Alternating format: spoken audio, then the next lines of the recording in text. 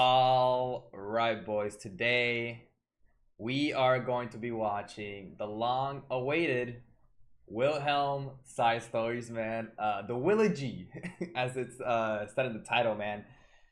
Shout out to Asaratha, man. Asaratha has a video for us here. 1 hour and 20 minutes. Now it's 1 hour and 20 minutes, but I'm also gonna be slowing it down because he does be talking a little fast. This might be a long one, boys, but shout out to Asaratha, man. You the go, bro. Today we got the story of Wilhelm Trias, ReZero Wilogy Summary Analysis. Let's go, boys. Lock in. Arc 5 spoilers. We're good. A young man falls to his knees in a sea of crimson as the stench of a gory battlefield floats throughout the air. I'll put it a little faster. He sounds way too robotic. Way too robotic, bro. Deadass. We could put it like 0.85. And no, the boy had romanticized the concept of knighthood. How could someone so young truly understand the reality of war? The grim sight of blood, wounds, agony, hatred, violence, and corpses is one that can only be understood via first-hand experience. But first-hand experience is not something these young men should have to live through. Okay. Actually, maybe it's not too bad, guys. It's not too bad. It's not too bad. The battle this boy entered was known as the Demi-Human Civil War, a conflict rooted in Lagunica's foul treatment of the non-human. It would come to be known as a conflict unrivaled in the kingdom's history for the sheer amount of bloodshed. It started only 2 years prior to this very moment. A fragile peace was broken by the collision of demi-human merchants and human border guards as they attempted to cross into the Empire of Wallachia, and they were suspected of espionage. Their deaths at the hands of humans had inspired a revolt. The boy's name was Grimfausen, and all he could currently think to do in a maelstrom of war was drag his helpless, limp body through a nearly palpable cloud of death. As he drags himself along, he clings onto the sword he never got to swing, and desires nothing but to let go of the steel holding him to this war.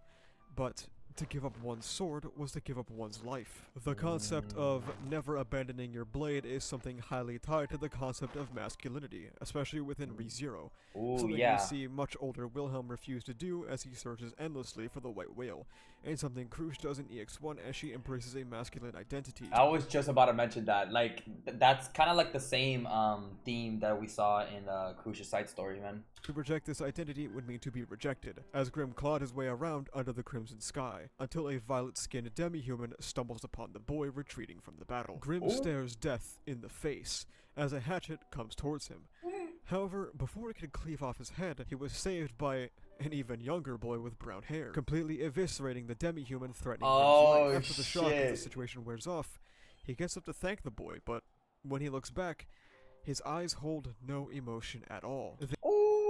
His eyes hold no emotion at all. Bro, look at this man's design, bro. Bro.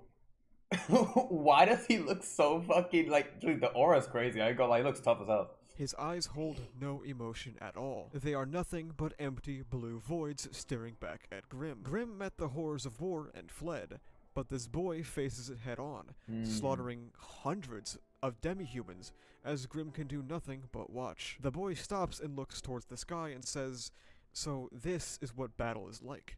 I didn't know." Wow.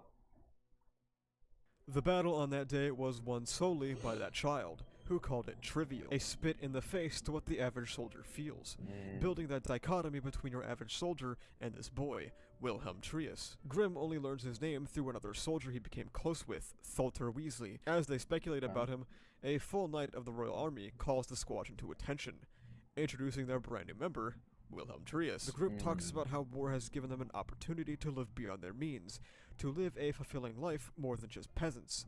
Even heroes deserve free time, right? Like people like Rita Straya, who regularly engaged in women and booze. Wilhelm finds this— Yeah, Rita mentioned. So they find kind of like purpose in like war and stuff. Okay. Free time, right? Rita mentioned. Like Rita Straya, who regularly engaged in women and booze. Wilhelm finds this to be a stupid concept, dedicating his time to building his skill and training at such a young age, as Wilhelm leaves the room. Grim and Tholter continue to drink, until Grim starts heading towards his room, finding Wilhelm training at night behind the barracks. Wilhelm does remember his name, and this surprises Grim, but Wilhelm tells him it doesn't really mean anything. It's just easier to remember names before mocking Grim for getting drunk. saying that practicing the sword is more likely to keep him alive than drinking and sex. Grimm refutes the idea that everyone lives life purely for the sword, and some people end up turning to things like wine and sex for a little comfort. So, yeah, so this man Will was just on the grind. He was on the grind, bro. He said, yo, wine, sex, like, man, booze, bro, man, ton of grind, bro. This man is just focused on the grind. I respect it, though. I ain't gonna lie. Which Wilhelm replies that Grimm is better than him at one thing, making excuses for his inadequacy. Damn. The next morning, the squadron is thrust into another clash with the demi-humans. Grimm, in stark contrast to young Wilhelm, could not bring himself to swing his blade and take another person's life. So Grimm has a issue here with being able to fight and stuff, bro.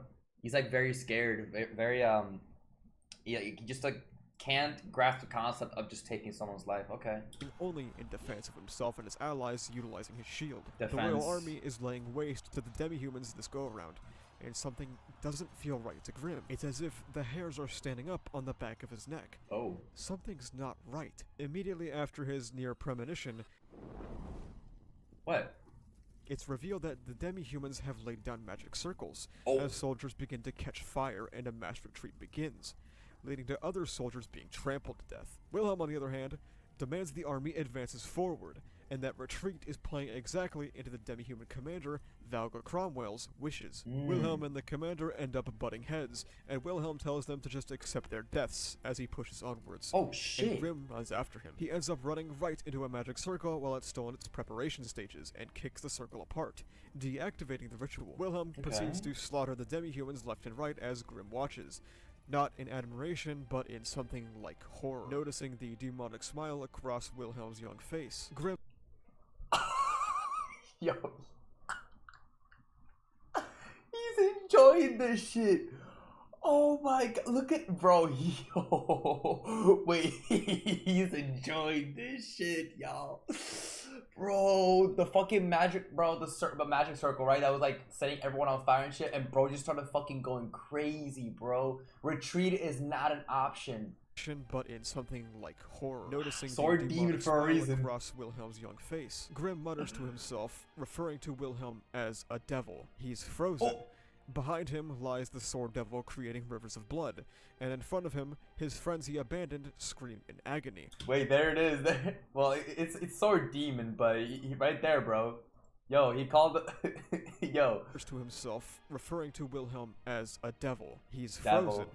Behind him lies the sword devil creating rivers of blood, and in front of him, his friends he abandoned scream in agony, as the Royal Army ends up shattered. The army of Lagunica faces the defeat of the battle for Cassar Field, as thousands of lives are lost, including Grimm's previously mentioned friend, Thulter. The great demi-human strategist Valga Cromwell was present at the battle, heavily contributing to the human defeat.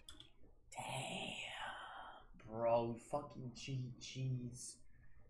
Bro, thousands of motherfuckers dead, bro. Oh my god. Okay, well, fucking hell. Lagunica faces the defeat of the battle for Cassar Field, Battle for Cassar as Field. thousands of lives are lost, including Grimm's previously mentioned friend, Frank got cooked. Thulter. The great demi-human strategist Valga Cromwell was present at the battle. Valga Cromwell is going to be an important name here. Heavily contributing to the human defeat. Okay. Immediately after the crushing battle, Wilhelm walks away from the medical center but is stopped by two knights. He is initially bothered by them, stating that one day of mistraining takes 3 to make up, as the two of them are amazed at his accomplishments at such a young age. The knights are Bordeaux and a man named Pivot. Okay. And Wilhelm challenges them both to a fight after they continually pester him. They gleefully accept, and Wilhelm manages to beat a knight, seemingly twice his size, to get a 7-3 record. Beat his ass twice, 7-3. A whole grown ass man, bro. You a whole night and you just got cooked. Oh yeah, Will's different, bro. This doesn't bother Bordeaux, however. It pleases him indeed, as they didn't come to fight for no reason, but to Okay. recruit Wilhelm to Bordeaux's squadron. Oh. Grimm, being one of the only survivors of Wilhelm's previous squadron, is also brought into Bordeaux's squad during a mass reorganization of the army after the defeat at Castor Field. Wilhelm becomes the talk of the squad after his bouts with Bordeaux, and Wilhelm states that he goes into battle not to kill, but to experience true swordsmanship. So Bardo squad, okay, we joined up, alright. As you can only ever truly use the sword in life or death combat. As they chat, a new mission pops up. A return to Castor Field with the mission of escorting a VIP to the field. Oh. As humans are naturally worse than demi-humans at magic, they are escorting someone adept at magic to the field to inspect the magic circles that were crucial to human defeat. Returning to this field sends a shiver down Grimm's spine. They haven't even arrived yet, but the grim reminder of the sheer loss he saw that day, the loss of his friends, the crushing of the royal army, is enough to make any man's heart start to pump faster and faster. Besides Wilhelm, who considers Grimm a coward. The carriage therein tells Wilhelm This man is out here grieving. This man is this man is out here grieving and and like hurt, and then this man Will's like, yo, shut up. You a pussy. That's fucked up. Yo, that's fucking crazy. he saw that day, Yo. the loss of his friends, the crushing of the royal army, is enough God. to make any man's heart start to pump faster and faster. Besides Wilhelm, who considers Grimm a coward. The carriage therein tells Wilhelm to chill out on Grimm. As they arrive with a VIP, Roswell J. Mathers. Wilhelm is not fond of the way Roswell carries herself, building his misogyny points by the minute. She also has Roswell and J. Mathers. Y'all gotta hear me out, man. Whoa, hold up, man. Yo, what? Yo, hold up, man. Hear me out. What the fuck? Yo, Loki a baddie. What the fuck, man? Yo, some of these Mathers, man. I'm telling y'all, bro. Also, did he say misogyny points? VIP, Roswell J. Mathers. Wilhelm is not fond of the way Roswell carries herself, building his misogyny points by... Okay, Wilhelm is not a fan. It's not a fan, okay. A minute. She also has a personal attendant, Carol Remendez. Carol Wilhelm is shocked Fernandez. that both these supposedly powerful people are women, and Carol immediately points out his muttering to the crowd. Wilhelm tells Carol to stop whining, and Grimm cuts... So he's surprised that these powerful... they got power and they're women. Yeah, because women back then, yeah, okay. telling him to stop being an asshole and causing problems for no reason. Yeah. He replies with a half-assed apology as Bordeaux splits the squad into 3 groups. 1 to protect Roswell, and 2 to set up a perimeter. Roswell asks Bordeaux for Wilhelm specifically to accompany her, confusing pretty much everyone. As they go towards the circles, Roswell points out how Wilhelm feels nothing about returning to a battlefield that once hosted rivers of blood. As Grimm engages Carol in conversation so that she doesn't talk to Wilhelm, Roswell investigates the circles, stating them to be incredibly dangerous. Not just the circles themselves, but the concept of them being placed by such a skilled magic user. Something begins to poke and prod at Grimm's senses again. Something is off at Castor Field once more. Wilhelm tells Grimm to shut up, as a stray arrow flies directly towards Roswell, which Wilhelm slices, preventing it from hitting her. Grimm looks to where the arrow came from, and it's Thulter? But it's not him. It's a mere puppet of him. That's why it's Arc 5 spoilers. It's the fucking forbidden art. It's a forbidden art again, right? Pretty sure. Oh, son. Oh, fuck. Here we go. But it's not him. It's a mere puppet of him, the shambling corpse of his friend. A mockery of death. Wilhelm asks Roswell if this is magic, and she replies yes and no. It's more like a curse, as corpses begin to claw their way out of the earth, drudging back the events of this horrific battle just days before the return. Wilhelm charges through the corpses, noticing a girl in a white robe amidst the dead, and almost gets burned by fire magic blasting. Wait. Girl in a what? Girl in a what? Huh? A curse. As corpses begin to claw their way out of the earth, drudging back the events of this horrific battle just days before the return. Wilhelm charges through the corpses, noticing a girl in a white robe. Is it fucking No, is it Pandora? White robe. No, because it's a white robe. What's the description for what Pandora's wearing, bro? Bro, it looks like a blanket. Bro, it looks like a fucking blanket, like a fucking, like a piece of like, I don't know, like it's. I don't even know if it's clothing. I don't think the description's a white robe, right? Is that what it is? Yo. Amidst the dead, and almost gets burned by fire magic blasting directly towards him to stop his progression. A Ryuzu Mayor clone stands in the battlefield, and Wilhelm calls her a monster, to which the small pink-haired girl says she has a way to go before she's like her mother. Roswell steps in. Okay, it's Ryuzu Mayor. What the fuck is... Yo...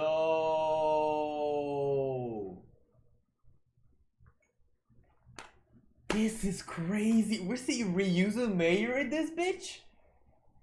Dead, and almost gets burned by fire magic blasting directly towards him to stop his progression. A Ryuzu Mayor clone stands in the battlefield, and Wilhelm calls her a monster, to which the small pink-haired girl says she has a way to go before she's like her mother. Roswell steps in, infuriated that she wants to be like her honored teacher, claiming that she will destroy her utterly and entirely. The clone says that she had retrieved what she had came to the field to get and attempts to flee, as Wilhelm chases after her before getting stopped by hordes of undead. What did she retrieve? What did she retrieve? Also, it's interesting, right? The interaction here between Roswell and Ryuzu, bro. What? Roswell says the more undead that are killed, the stronger the remainders become. However, there should be one core zombie that acts as a control point for the rest. Wilhelm notices that Thulter is different from the rest, and while battling undead, yells at Grim to chop his head off. Grim comes to a halt. He can't possibly kill the one person he became so close to in this hellish environment. And GG's. Oh, you can't. It's like I get it though. I get it though. It's like it's not him. It's him, but it's like technically not. Like it's hard, bro. But Wilhelm says that that isn't his friend. It's his corpse that has become lost. Yeah. If he has the energy to complain, he has the energy to kill it. Grim. If you have the energy to complain, you have the energy to kill it. Wow. Yeah, no, it's crazy because like it's crazy, yeah. So here he's telling him to just fucking kill him. But then what happened with Theresia in season 3? You know what I mean? It's a whole. I'm telling you, bro. If it's a person that you know of, bro, it's just different. It's his corpse that has become lost. If he has the energy to complain, he has the energy to kill it. Grim responds saying that he's scared.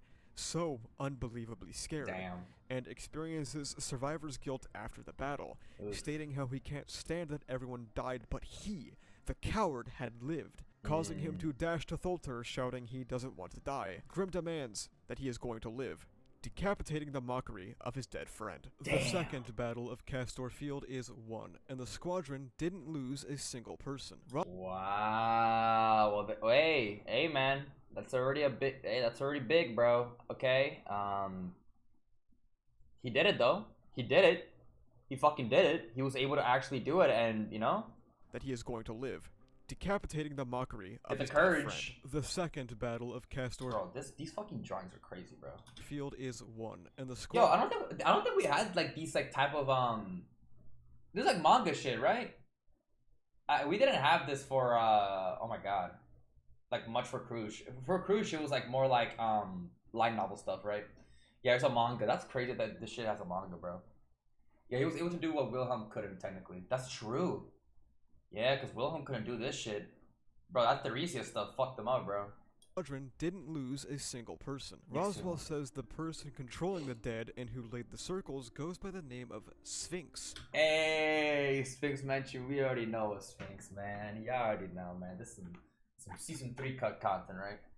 The Witch's legacy. The news that the Demi-Human Alliance was openly working with the witch known as Sphinx was a shock even to the administrators of Lagunica. They speculate amongst themselves, initially stating perhaps she works with the witch cult as well, before shooting down the idea and asserting she only works for herself. Bordeaux's squadron is called to give their testimony of the battlefield, and Grimm and Wilhelm are bombarded by questions from the administrators. A man's voice cuts through the noise, asking what they thought of Sphinx, the man being Miklatov. Wilhelm tells him that she wasn't even human, and with people like Sphinx, it's kill or be killed. After the meeting with the admins, the squadron is very confused by Wilhelm's conduct, not just in front of Lagunica's top minds, but also just in general, especially because Wilhelm is formally educated. They reference his lineage from the Trias family, a line of previous nobles that have fallen from grace over the years. Roswell enters the room and asserts that surely Wilhelm didn't plan to hide his lineage forever. Wilhelm becomes irritated with Roswell's presence once again, biting back about how Roswell clearly has some history with Sphinx, and she teases him about inquiring about her past, before assuring the squadron they do not work together. They speak about the state of the war in Sphinx, and Roswell mentions how the sword saint Freibel was recently killed during battle in an extremely selfless fashion. He said, "Oh, what's it? Freibel? Is that how you say it? What?" Recently killed during battle in an extremely selfless fashion. He sacrificed himself to save his allies, and with that lore drop, Roswell exits the room, and Theresia's Unk. Damn, bro. Pivot pulls Bordeaux aside, requesting him not to get too close to the mage or let his guard down around her, suspecting Roswell J. Mathers is hiding something behind the smile she shows them. Oh, wow. Roswell hiding something. Anyone surprised? Is anyone fucking surprised, bro? We cut to a region in the southeast of Lagunica, Shamrock Valley. The valley is foggy day and night, something that is considered a bad omen in just about every part of this world. Due to its thick fog, it became the perfect place for those who worked in the shadows to hide. We hear yelling between the top members of the Demi-Human Alliance, Libre and Valga. Libre is infuriated by the use of not only the magic circles, but also the desecration of the dead. These two factors are massive optic losses for the demi-humans, according to Libre. How can they expect the humans to even consider terms of peace when they operate in this fashion? Sphinx cuts into their arguing, saying they are simply using the undead to shore up their numbers. Libre retorts that he would have expected this kind of behavior from a witch, but not from his trusted advisor Valga, who responds that he is using the corpses of immoral filth, and the souls of fallen demi-humans cheer him to do so. Libre tells Valga that this path will lead him to hell, and Valga tells him he is already there before they go their separate ways. Damn. And we jump forward 3 years into the future. Oh, 3 years. Wilhelm has earned his own accommodations due to his record in battle and his reputation as the Sword Devil. He leaves his room sort of aimlessly, as Bordeaux and Pivot had forced Wilhelm to accept a day off after years of tireless training and work. He enters the capital city, a place that used to be bustling with life but has now come to a standstill. The Civil War's effect on the nation has been clear, and Lagunica was heading towards an awfully dark time after 5 years of constant warfare. The nation's rulers have attempted to contact the Divine Dragon in hopes of assistance, but it has refused to lend an ear to the cries of domestic affairs. Volcanic was like, fuck y'all, bro. I'm not helping y'all. That's funny as hell. Yo. Wilhelm heads to the slums to train by himself, where nobody would find him, because Wilhelm just likes to train alone, despising the idea. Bro, low key, is it really like some bro, kind of like Puck, bro? What does he even do, bro? Yo, what does he even do? Like, deadass, bro.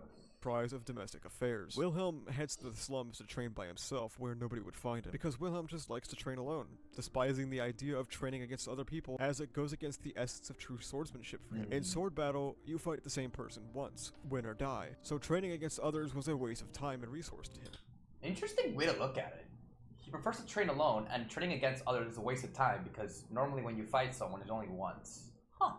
He trains against nobody but himself, feeling at peace until a woman with red hair apologizes for stumbling upon him. He tries to scout her to scare her off, but it just doesn't work. She asks him what's wrong. He replies asking why she is out here in these dangerous slums. He could be the danger. She, however, recognizes the uniform he wears. She asks to show him something. He denies, but she prods at him until he goes with her. What they come upon is a massive field of yellow flowers. She asks him if he likes flowers. We're here. Theresia, man. Oh my god, man. Do you like flowers?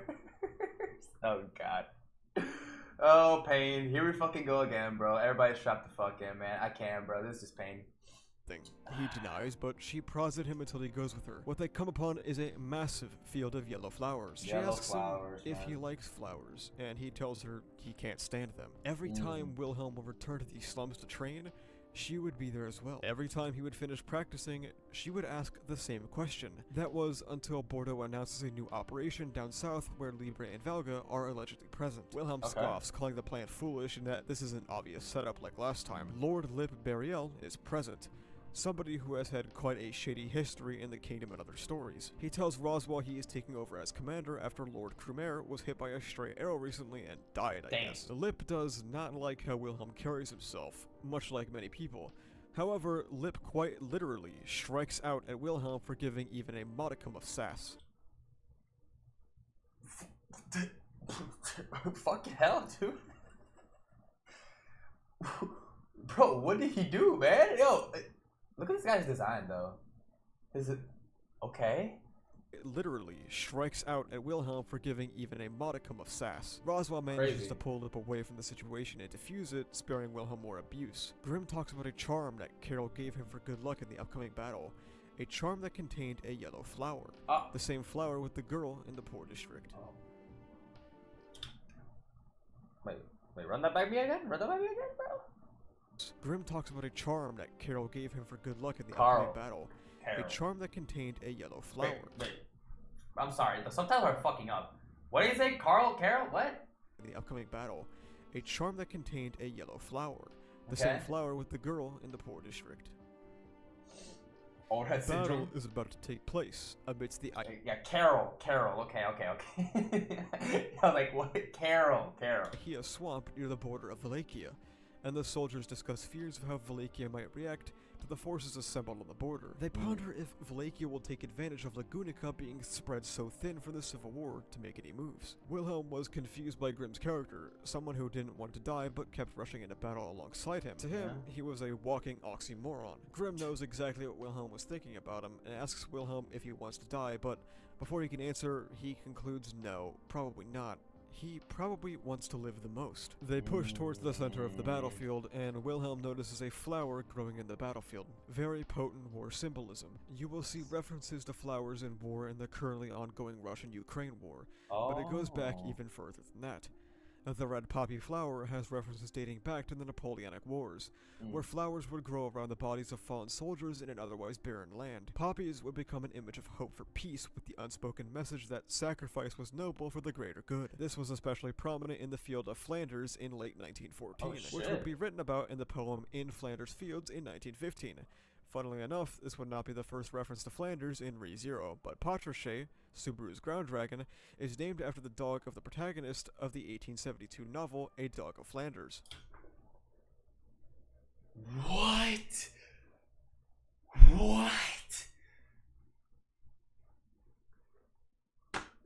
Holy fucking lord. Holy lord. What? Yo, what? I definitely did not know this. This is fucking crazy, dude. What? Let me run that by me again, bro, a little bit. Flanders in late 1914, which would be written about in the poem In Flanders Fields in 1915. Funnily enough, this would not be the first reference to Flanders in Re:Zero, but Patrochet, Subaru's ground Is it Patrash or Patrache? I like saying Patrash, but dragon Is named after the dog of the protagonist of the 1872 novel A Dog of Flanders. Lip Burial is confused by all the magic circles being used in the battlefield, thinking the demi-humans are up to something, and Roswell corroborates this by saying the circles are unusual. At the same time, Wilhelm crosses blades with the demi-human commander Libre, who was outpacing Wilhelm using his two blades, pushing him into a defensive battle. Wilhelm, staring down the barrel of the feat for the first time, begins to laugh. Louder and louder. This catches Libre off guard, and that second of an opening gives Wilhelm the chance to chop off one of Libre's hands. This seemed like a good moment for Wilhelm, but Libre simply regenerated the missing hand. Bro, this shit is so annoying, dude. A motherfucker just be healing. Okay. Punching Wilhelm so hard in the gut that he cracked his ribs as the unit surrounds Libre. Libre notices he is outnumbered and outmatched, activating a magic circle that makes them all feel like they're underwater. Ultimately, it adds tons of weight to their physical burdens. Roswell and Carol are also affected as Sphinx descends down to them. Sphinx wants Roswell to help complete her, and slaughters the surrounding soldiers in hopes to make Roswell crack. When Roswell refuses, she shoots a light straight down at her that Carol can only witness. Libre demands peace, to not be mercilessly picked out and murdered and trodden underfoot. The demi-humans just want to live. He doesn't want to kill immobilized knights, but knows that doing so will break the will of humanity. But before he can do anything, Wilhelm overcomes the burden to save Bordeaux, to which Libre commends his loyalty. Libre advances and Wilhelm is still under too much weight, and when Libre is about to pierce the young man, Pivot jumps in and takes the blade for Wilhelm, screaming to not let him die. The other members of the squadron fight the effects of the spell to confront Libre and protect Wilhelm. He yells, pleads with them to stop putting their lives on the line for someone who wouldn't do the same. He faces danger again and again, but every single time, somebody saves his life once more. Grimm lasts longer than the rest of the soldiers, but ultimately gets stabbed in the throat. Oh, dude. Okay. No, everyone's getting fucking cooked, bro. No, everyone, bro. No. Even Grimm out here getting cooked, man. Oh, no. This causes a cyclone of rage to burst out of Wilhelm, as he tackles Libre and pushes him to the ground. At the other battlefield, Roswell had managed to dodge the light fired by Sphinx even though it moved faster than the eye could see, and punches Sphinx in the abdomen, ravaging her insides. Yo, Roswell? Okay, Roswell, man. Bro, also, Wilhelm out here getting that rage, bro. That freaking, yo, that Super Saiyan rage, bro, when someone dies, bro, or someone gets cooked, and he just starts charging in, bro. Yo, Roswell like that? Also, Roswell like that, huh? I mean, obviously, right? I mean, obviously, but damn. Their battlefield, Roswell had managed to dodge the light fired by Sphinx even though it moved faster than the eye could see, and punches Sphinx in the abdomen. Moves faster than the eye could see, son. Ravaging her insides. Roswell is not as affected by the magic circles as one would expect, because the more adept you are at magic, the more your mana cycles line up with the spell, and Roswell J. Mathers is not capable of using magic, as she puts on 2 steel gauntlets. Sphinx. Oh, so yeah, so that's the difference here. I was about to say, so like, what's exactly like the deal with J. Mathers? So that makes sense. Okay. While J. Mathers is not capable of using magic, as she puts on 2 steel gauntlets. Sphinx attempts to dodge, as every single one of Roswell's punches seems strong enough to break a boulder, until a kick that could split a tree hits her, and she barely manages to fly into the sky where Roswell can't reach her. Pussy. Yo, Roswell was piecing her up. Yo, bro, Roswell was just, bro, combos. Bro, just combo after combo. Yo, Sphinx had to fly away. Yo, she was like, oh, hell no. Yo, get the fuck. Bro, she turned on creative mode, bro. She was like, yo, fuck this shit, bro. I'm out of here, bro. I'm turning on hacks, bro. Seems strong enough to break a boulder. That's crazy. Until a kick that could split a tree hits her, and she barely manages to fly into the sky where Roswell can't reach her. As she flees, Roswell destroys the magic circle, burdening the army. As Wilhelm struggles with Libre on the ground, and Libre remarks that he might just have feelings after all. Pivot dies in Bordeaux's arms, but is immediately resurrected as an undead that throttles Bordeaux. Yeah, see, this whole undead shit, bro, this whole Forbidden Art curse thing, bro, gotta be the craziest shit ever, bro. Barely being saved by Grimm. As Wilhelm and Libre tussle, we see the dichotomy of human and demi-human. Throughout this entire book, the humans are depicted as people going on a massacre, with Wilhelm, a literal sword devil or demon, as the protagonist, and people like Libre, who act with honor on the battlefield and preach about simply wanting to live normal lives. As Wilhelm faces defeat yet again, Libre feels bad for the boy. Such intense vitality did not deserve this fate, until Sphinx kills Libre to immediately turn him into a puppet to protect her.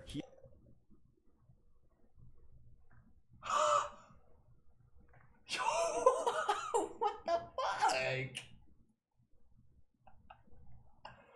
So she was like, you go feel bad. You gotta let him like chill. I'm gonna just kill you and then just make you into a puppet. Huh. Okay. Sure. Such intense vitality did not deserve this fate, until Sphinx kills Libre to immediately turn him into a puppet to protect her. He initially refuses to become her puppet and fights back, only to get further annihilated by Sphinx to the point of succumbing to her will. Sphinx flees. Damn, he tried to like resist that shit though. Yo. It's like, if you like got like that willpower, like you can kind of like fight it, but it's probably GG's anyway, huh? Is refusing to fight the heavily injured Wilhelm, but takes great interest in the vessel of anger that supersedes death. The Battle of AsarathaHS Swamp went down as the worst defeat since Castor Field. Damn, worst defeat since Castor Field, bro. Fucking hell, bro. That was rough though, like. And blame was placed on the shoulders of the commander, Lip Burial, who was marred as a war criminal due to playing right into the demi-human's trap. When he attempted to fight back, his counter-lawsuit was denied. Bordeaux was radicalized further into his intense hatred for those non-human. Grimm had permanently lost his voice, and Wilhelm began to question his way of living as perfected steel. Damn. He lost, I think he said that Grimm lost his voice too, bro. Man, bro, now that's a fucking loss right there, bro. Further into his intense hatred for those non-human, Grimm had permanently lost his voice, and Wilhelm began to question his way of living as perfected steel. Yeah, what's next?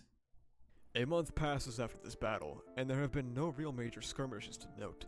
Wilhelm, who has had no battles to fight, begins to sulk into depression and anger. Wilhelm has resorted to training his life away, constantly thinking about the words he exchanged with Libre. Bordeaux is trying his best to fill the shoes Pivot had left, changing his manner of speaking and attempting to tackle things more logically, as if Pivot were still whispering in his ear.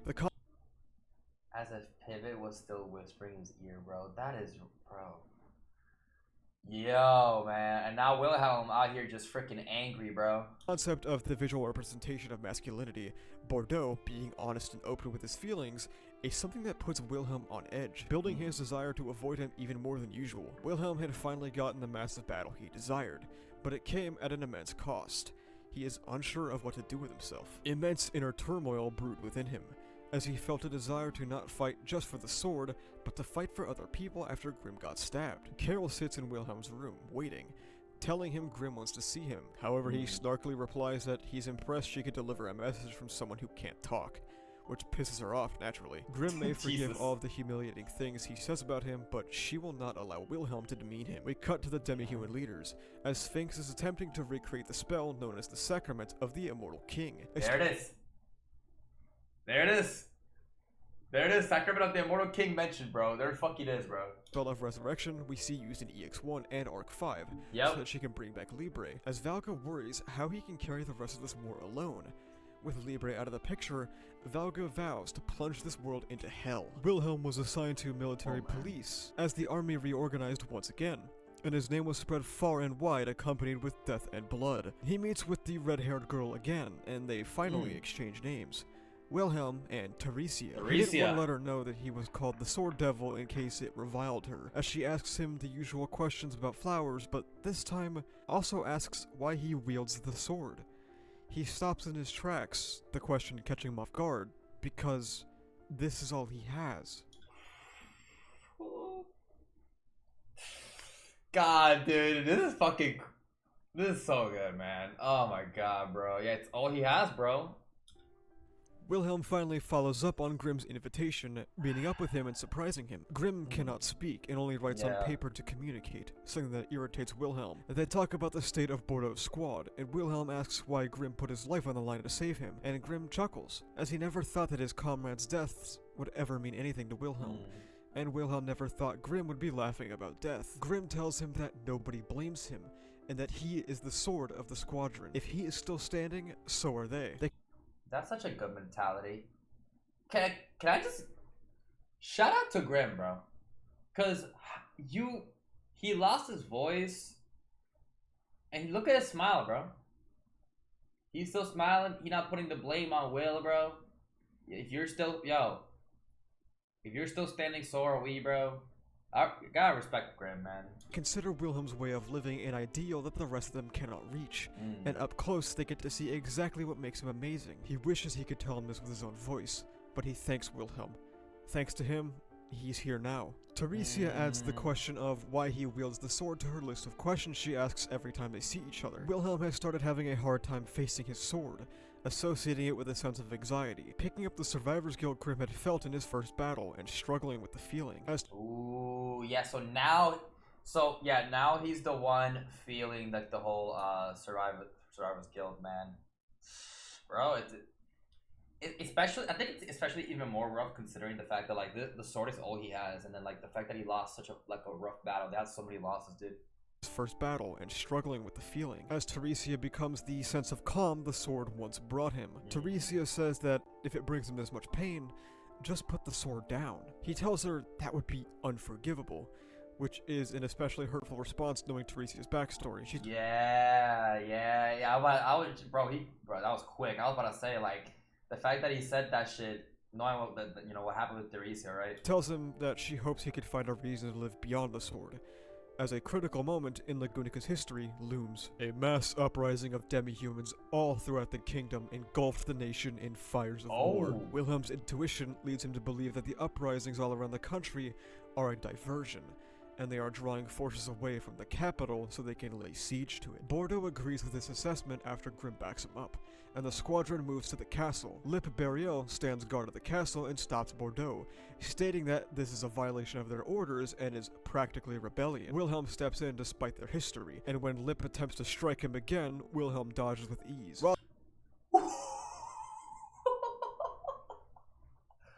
Weave, motherfucker! Yo. Oswald steps out and uses her higher rank to officially command Bordeaux's squadron to join the castle's defenses, much to Lip's dismay. Wilhelm, by virtue of stepping up, is showing that he is developing care. Thrusting yourself into such a position to defend the castle means something deep down has moved him. When he begins to think about the specifics of the demi-human's plans, he opts to head to the chapel, specifically with Roswell, Grimm, and Carol, as Bordeaux rushes to the throne room and encounters the undead Libre. Wilhelm finds guards dead outside of the chapel, and deep down, something within his chest moves, seeing this tragic loss of life. Valga and Sphinx are inside, speaking about what demi-humans would pray for. They were able to get in by utilizing an old passage built before the time of the dragon, when demi-humans helped build the kingdom. Valga reveals that he has a plan. There is a magic circle drawn on his physical body, pulling out a box of bones and slamming them into his chest, reminiscent of Betelgeuse absorbing the sloth factor.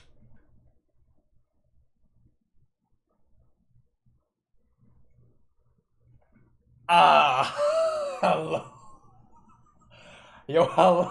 Hello? What? What are we doing right now, bro? Wait, run that by me again, bro. Utilizing an old passage built before the time of the dragon, run that by me when again. demi-humans helped build the kingdom. Valga reveals that he has a plan. There is a magic circle drawn on his physical body, pulling out a box of bones and slamming them into his chest. Bro, what does he have? Betelgeuse or Juice had the sloth? Reminiscent of Betelgeuse absorbing the sloth factor, as Valga's body grows and grows, attempting to bring back the giants of old. Valga swings his massive arm as everyone dodges except for Grimm, who soaks the entire attack for Carol. Sphinx attempts to flee as Roswell, Grimm, and Carol chase after her. Wilhelm decides to 1v1 Valga, and tells him that the strength of his ideals does not matter right here, right now. If he is strong, he will win. If he is weak, he will crush him. Roswell catches up to Sphinx, who kicks her to the ground. Sphinx, however, planned for this, trapping the party in one location, as she fires a light beam that gets absorbed by Roswell's single-use anti-magic cape. Anti-magic? Oh my god, bro, it's going crazy, right? Wait, what? Carol engages Sphinx, boasting a sword technique over Mendez, who served the Sword Saints, making her capable of reaching Sphinx in the air. Sphinx attempts to retaliate against Carol, but Carol is able to jump off thin air and dodge the light beams, cleaving Sphinx's arm off. She plummets from the air as Roswell closes the distance and punches her so hard you can hear bones break and organs rupture. They attempt to move in to crush her skull once and for all, but she rips her cloak off, revealing the same circle on her that Valga utilized. She casts Al-Ziwald, the ultimate form of her death ray, that would surely slaughter everyone here. But Grimm meets the beam head-on with his great shield. Wilhelm's attacks are merely bouncing off of Valga's massive body, as he gets pummeled by the giant. He finds an opening in his sluggish attacks and pierces one of his eyes, and buries his sword into Valga's mouth as he gets struck across the chapel by a massive hit. In this very moment, Valga realizes the pain of battle, the suffering his fellow demi-humans endured while he sat in the shadows concocting schemes, referring to himself as self-important as his brothers died on the battlefield. This is a battle of two opposites. Wilhelm only cares for the dancing of steel, and Valga who stands only for ideals. Everyone has a reason for fighting, an ethos, faith, pride, dignity. Wilhelm is different right now. or so he thought. He in this fight is impure steel. This impurity is what leads to Wilhelm taking yet another blow. Oh. As he is about to face death, he thinks about the friends he's made and experiences he's had. He lives in the moment, not thinking about the impact of things, where Valga knows that even if he falls here, the hatred of the demi-humans will never stop burning. Cutting back, Sphinx was astonished as Grim blocks Al-Ziwad with a mere shield, and the beam ends up cutting through the throne room, bringing Bordeaux and Libre down to the chapel. Sphinx uses the increase in numbers to taunt the party, until her other arm flies off. Libre has betrayed Sphinx. The Bordeaux squadron rushes downstairs. Oh shit, Libre. After Sphinx flees with Roswell closely behind, and they absorb an impact from Valga that would have surely killed Wilhelm. Valga says that even if he dies now, the demi-humans will continue on. True. And before he can continue on his monologue, Wilhelm interjects, telling him to shut up and focus on right now. Once again, the demi-humans are portrayed as people who are always forward-thinking. Dude, there's so much going on, bro. Yo, shut that shit up. Yo, shut the fuck up. Wilhelm interjects, telling him to shut up and focus on right now. Once again, the demi-humans are portrayed as people who are always forward-thinking, and humans as only killing machines. Wilhelm proves this further by coming into his element, cleaning out any and all impurities, as he only focuses on the battle in front of him, removing Carol, Grim, and Bordeaux from his mind. He reclaims his sword, carving up Valga until he cuts the bones that are being utilized to make the spell in his chest, returning him to normal form. Roswell chases Sphinx down, throwing steel balls at her that feel like individual sword strikes. She attempts to utilize another hidden passageway in the castle to escape, and when Roswell is about to catch up, encounters Lip Burial underground. He claims that he has finished off Sphinx, and when she asks to see the body, he tells her he burned the corpse, giving her a necklace from the spoils of war. But as Roswell leaves, Lip turns back with Sphinx's body wrapped in rags. Lip will do anything to reclaim his honor, even forsake his loyalty to the kingdom. The battle for the capital draws. This liar. Bro, did Roswell really just fall for that, though? Bro, Roswell fell for that shit? Bro, Roswell fell for that shit? Oh, I mean, I guess. I burned the body, yeah. I burned the body, man, you know? His body wrapped in rags. Okay. Lip will do anything to reclaim his honor, even forsake his loyalty to the kingdom. The battle for the capital draws to quite a strange end. What a that was a crazy fight. Son, yeah, that man is guilty, bro. Yo. Wilhelm runs into Theresia again and feels joy. He feels accomplished at having protected her smile, and her saying his name makes his heart skip a beat. Aww. Theresia changes, man. I'm telling, bro. Love changes. Yo, this man, all he had was the sword, right? Yeah, not anymore, man. Yo, it's different now, man. He equates himself to a piece of steel in a forge, and Theresia's heat has hit him and forged him into who he is today. It wasn't just Theresia, though. Yeah, cause he's steel. He's steel, bro. Yo, Theresia the heat, bro.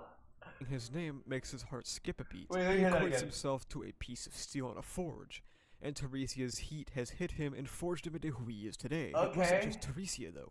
It was Grim, Bordeaux, Roswell, Carol, Pivot, and even Valga, Libre, Everyone. and Sphinx. All of the people he had killed that forged the blade known as Wilhelm. She asks him if he hates flowers, and he replies, he doesn't hate them. She asks why he wields a sword, and he says it was the only way he could protect people. Valga was... It's different. Different answers. It's different. He changed up the fucking answers, boys. Oh, fuck, dude. He doesn't hate them.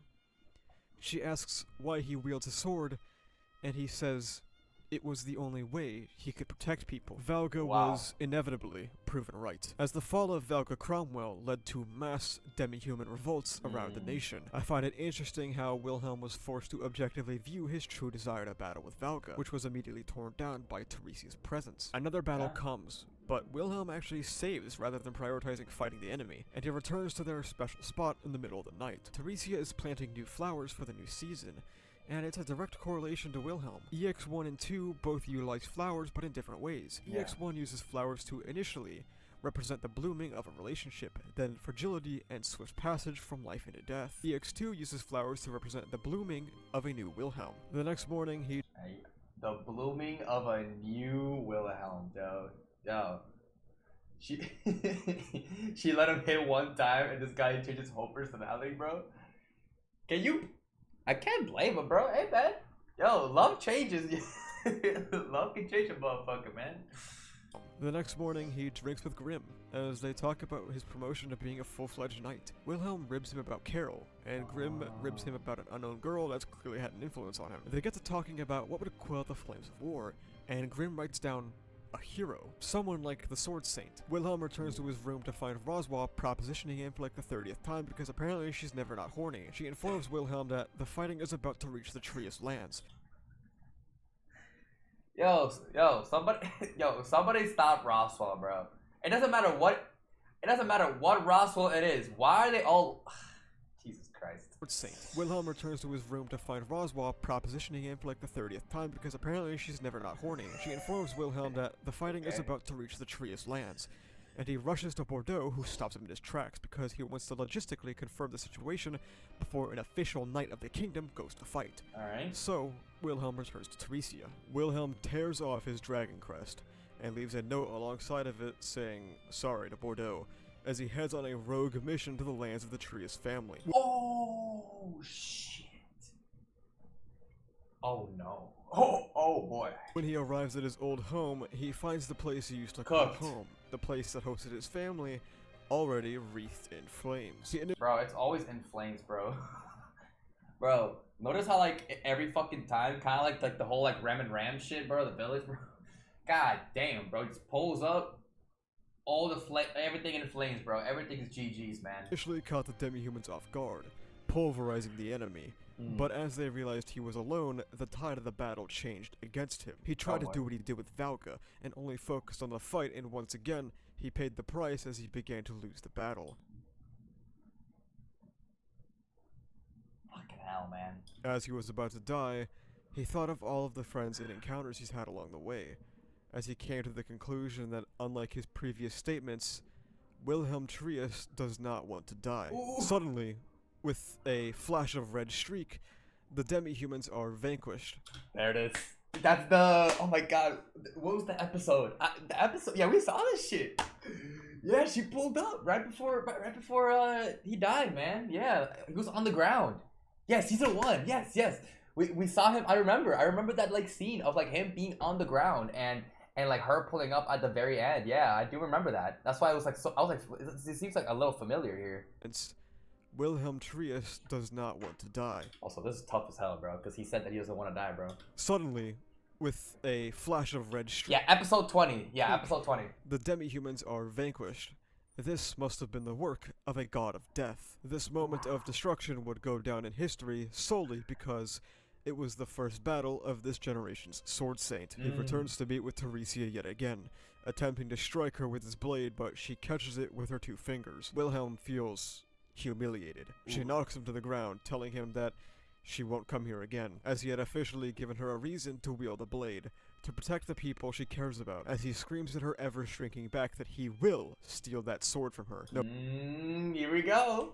Here we go, guys. Here we fucking go, man. Oh, bro. No matter her blessing or station, telling her to not make light of the beauty of a steel blade. Carol had first met Theresia when she was 14, having been born at the house of Remendez, destined to serve the Estrella family. They meet face to face for the first time, and Carol is extremely nervous and doubting her own sword skill, having met the Sword Saint and all. Wanting to prove Theresia actually possesses the skill of a Sword Saint, she asks for a lesson about the blade, to which Theresia denies. Carol would grow bothered by Theresia's disregard for her status as Sword Saint, as she continued to decline every one of Carol's attempts at a lesson. In an attempt to prove Theresia is the Sword Saint, she concocted a plan to put her to the test. The plan, of course, fails miserably as Carol gets destroyed by Theresia, as she sobs over her body, asking if she's okay and profusely apologizing. Carol then learned of Theresia's divine protection of the Death God from Freeble, the previous Sword Saint, and it sank in exactly what she had Theresia do, and why she rejected the blade. She grew happy with how Theresia lived,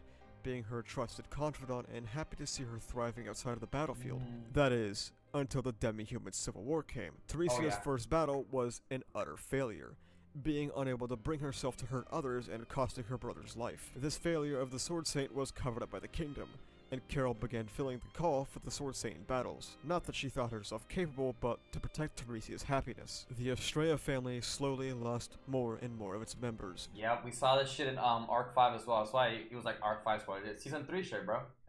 As all Tiresia could do is keel over and cry out how sorry she is for being incapable. Carol suggested that she get out more in an attempt to get away from her family, prodding her to join the war. So she started going out and planting flowers. She had been lying in the shadows as Tiresia planted flowers in the slums, and started eavesdropping on her meetings with Wilhelm, completely unhappy that it was the devil that had found her. As Wilhelm began to help Tiresia, she also noticed that Tiresia began to help Wilhelm, and alongside Grimm's impression of him, Carol began to think more highly of him. Carol informed Tiresia that Wilhelm had gone to a hopeless battle in the lands of Trias, spurring her into action to use her blade to protect others. She stands there as Tiresia cries, slaughtering the demi-humans around her. She had given in to the destiny she had long resisted, making Carol shoulder a heavy feeling of guilt for pushing her to give in, and feeling responsible for separating Wilhelm and Tiresia. She thanks Carol behind an inauthentic smile. The smile she didn't give when speaking with the Sword Devil. The Civil War had ended, and the smile she didn't give when speaking with the Sword Devil, bro. Not a genuine smile, bro. It's different, bro. Tiresia van Astrea would be the name to go down in legend. The name. So yeah, now, yeah, there it is, bro. Technically she gave in, and then obviously we know the story of like, obviously, you know, Wilhelm beat her in battle and took away the sword and all that. So we'll probably get to more in that later in the video, man. Damn. Girl behind an inauthentic smile. The smile she didn't give when speaking with the Sword Devil. The Civil War had ended, and Tiresia van Astrea would be the name to go down in legend. The name Astrea is likely a reference to Greek mythology, the being known as, well, Astrea, the daughter of Astrea. Why is it? Oh my god. Australia? Estrellas, bro? Damn, bro. Like, can we change? Why does it sound fucked up? And Eos, who would grow to be a goddess of justice, innocence, purity, and precision. A title that would prove to be unbefitting many of the Astrea household. 2 years had passed.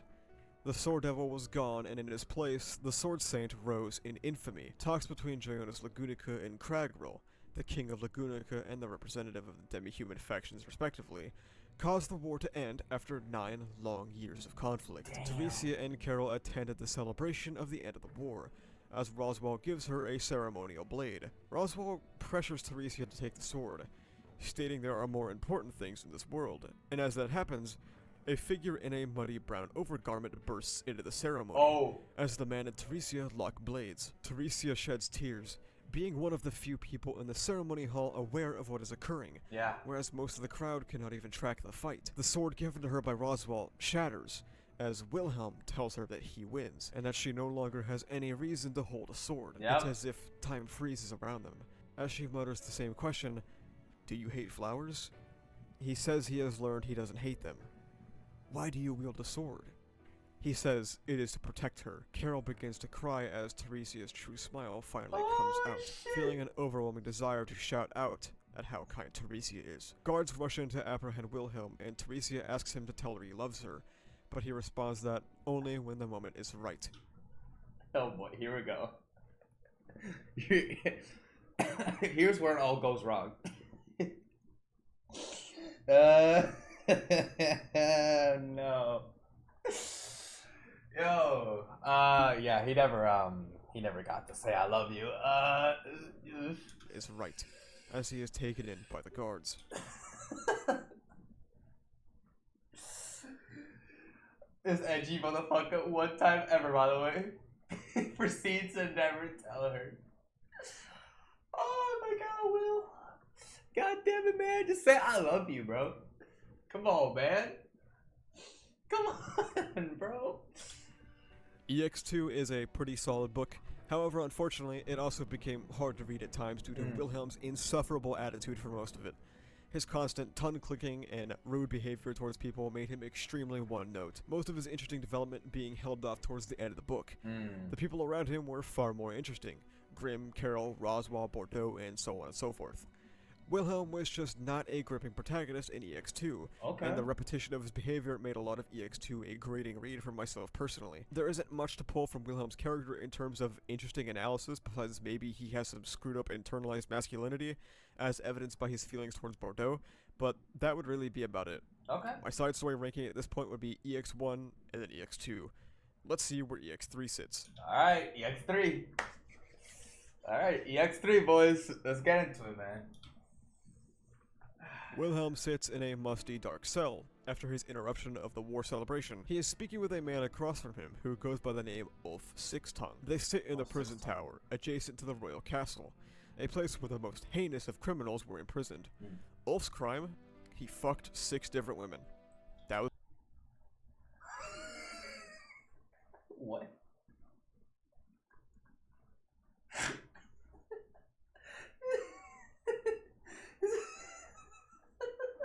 What a crime, bro.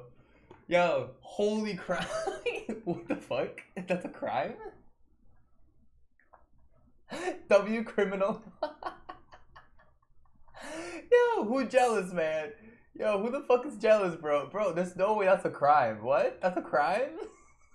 Wilhelm sits in a musty, dark cell after his interruption of the war celebration. He is I speaking with can't, a man bro. across from him who goes by the name Ulf Sixtongue. They sit Also, in the how do you actually spell his name? Because he said Ulf Sixton, but like the subtitles are fucking up if anyone knows, man. prison tower, adjacent to the royal castle, Oh my a god. place where the most heinous of criminals were imprisoned. Ulf's crime? Yeah. Heinous criminal, by the way. Heinous. What a heinous criminal, dude. He fucked 6 different women. That was it. Wilhelm is released early due to Teresia's wishes, who tells him he's lucky he wasn't executed due to the mercy of the King Gionis. They have a sweet reunion and embrace each other, letting the nasty scent of 2-year unwashed Wilhelm hit her nose. Wilhelm wanders around trying to think of what's next, stopping at a grave containing hundreds of the fallen from the Civil War. But more importantly to Wilhelm, it is where pivot may lie. He returns home to Teresia's feast, realizing that this has been her home for 2 years, but it barely looks lived in at all, as if she had barely gotten to stay in her own house due to the war. The near-perfect state of the home only furthers his resolve to never let her hold the sword she doesn't wish for again, thinking that she deserves to live a comfortable life. Wilhelm heads out to go meet Miklatov about rejoining the royal army, who tells him that many people now recognize that he possesses the strength to unseat the Sword Saint, therefore his readmittance to the royal army may be readily achieved. While that is all possible, he doubts anyone will accept Teresia's relinquishment of her title. He responds that she doesn't want the title of the Sword Saint, but he is told that that is immaterial. She will not lose her position, and will answer to the kingdom when the time comes. Wilhelm is unsure of how to solve this problem, being able only to think of his sword, so he returns to Sixtongue from the prison. Ulf tells him just that, to stop turning this into a problem where he can't utilize the sword. So Wilhelm returns to Teresia to tell him that he is being readmitted to the army, and asks her not to go to the castle at all tomorrow. She asks if he does go against his wishes, will he hate her? He only says that he'll be angry, because he could never say that he would hate her. The next morning, he marches into the castle and meets with Bordeaux, Carol, and Grimm, and King Gionis is also on the scene. Wilhelm's plan to turn this into a problem with the sword is this: to defeat all of the kingdom's most able warriors to demonstrate how much greater he is than the Sword Saint. Yo, this man Will is just aura farming. He is the aura farming master, bro. Yo, bring everyone here, bro. I'm about to fuck them all up, bro. This is crazy, bro. Like, how?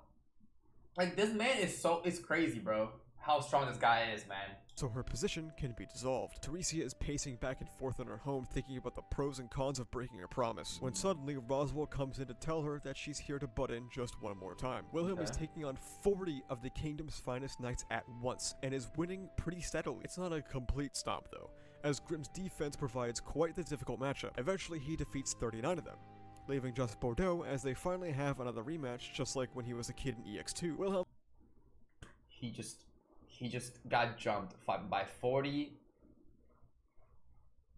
Bro. 40 knights.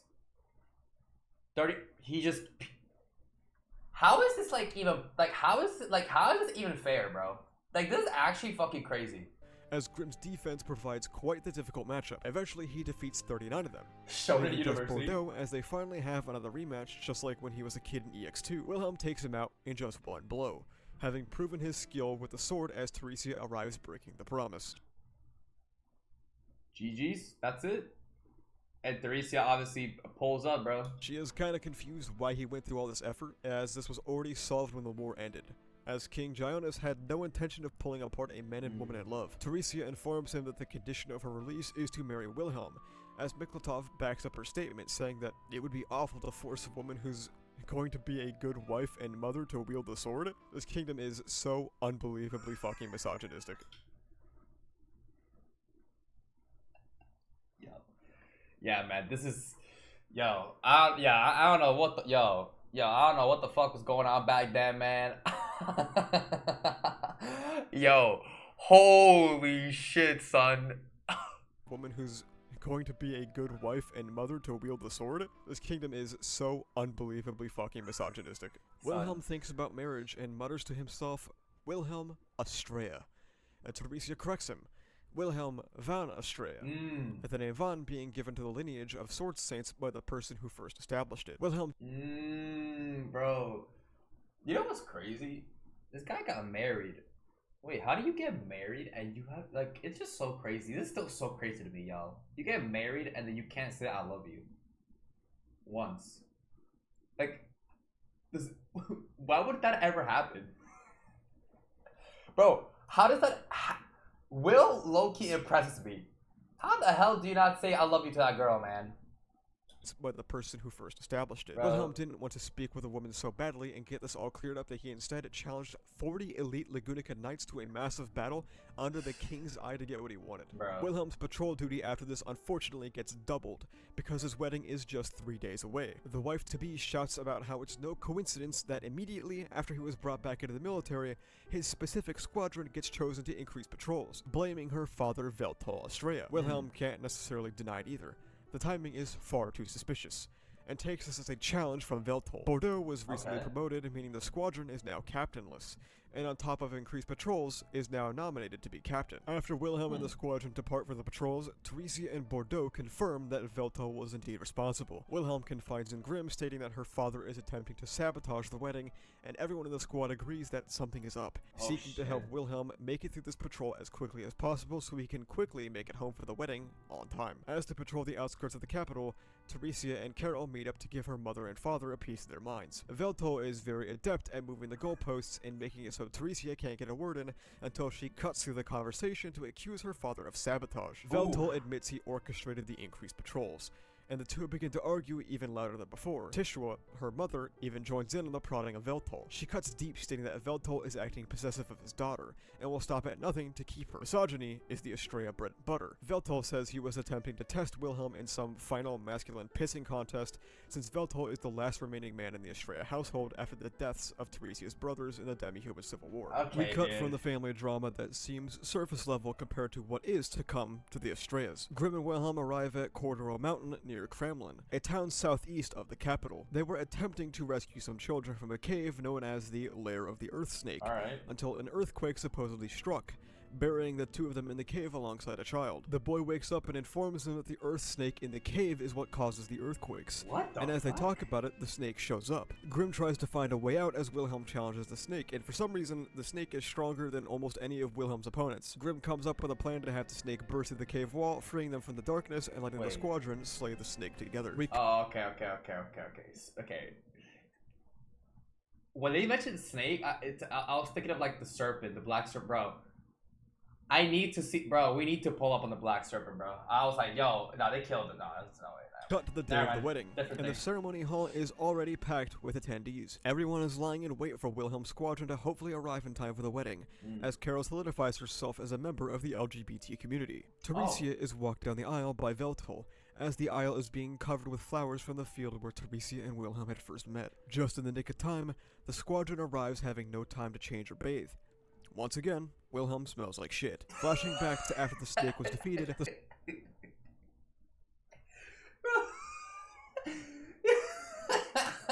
that detail. Once again, this motherfucker smells like shit, bro. Bro, you smell like shit at your wedding, bro? I mean, again, they didn't have time to bathe or anything, but damn, bro. Yo, you not gonna...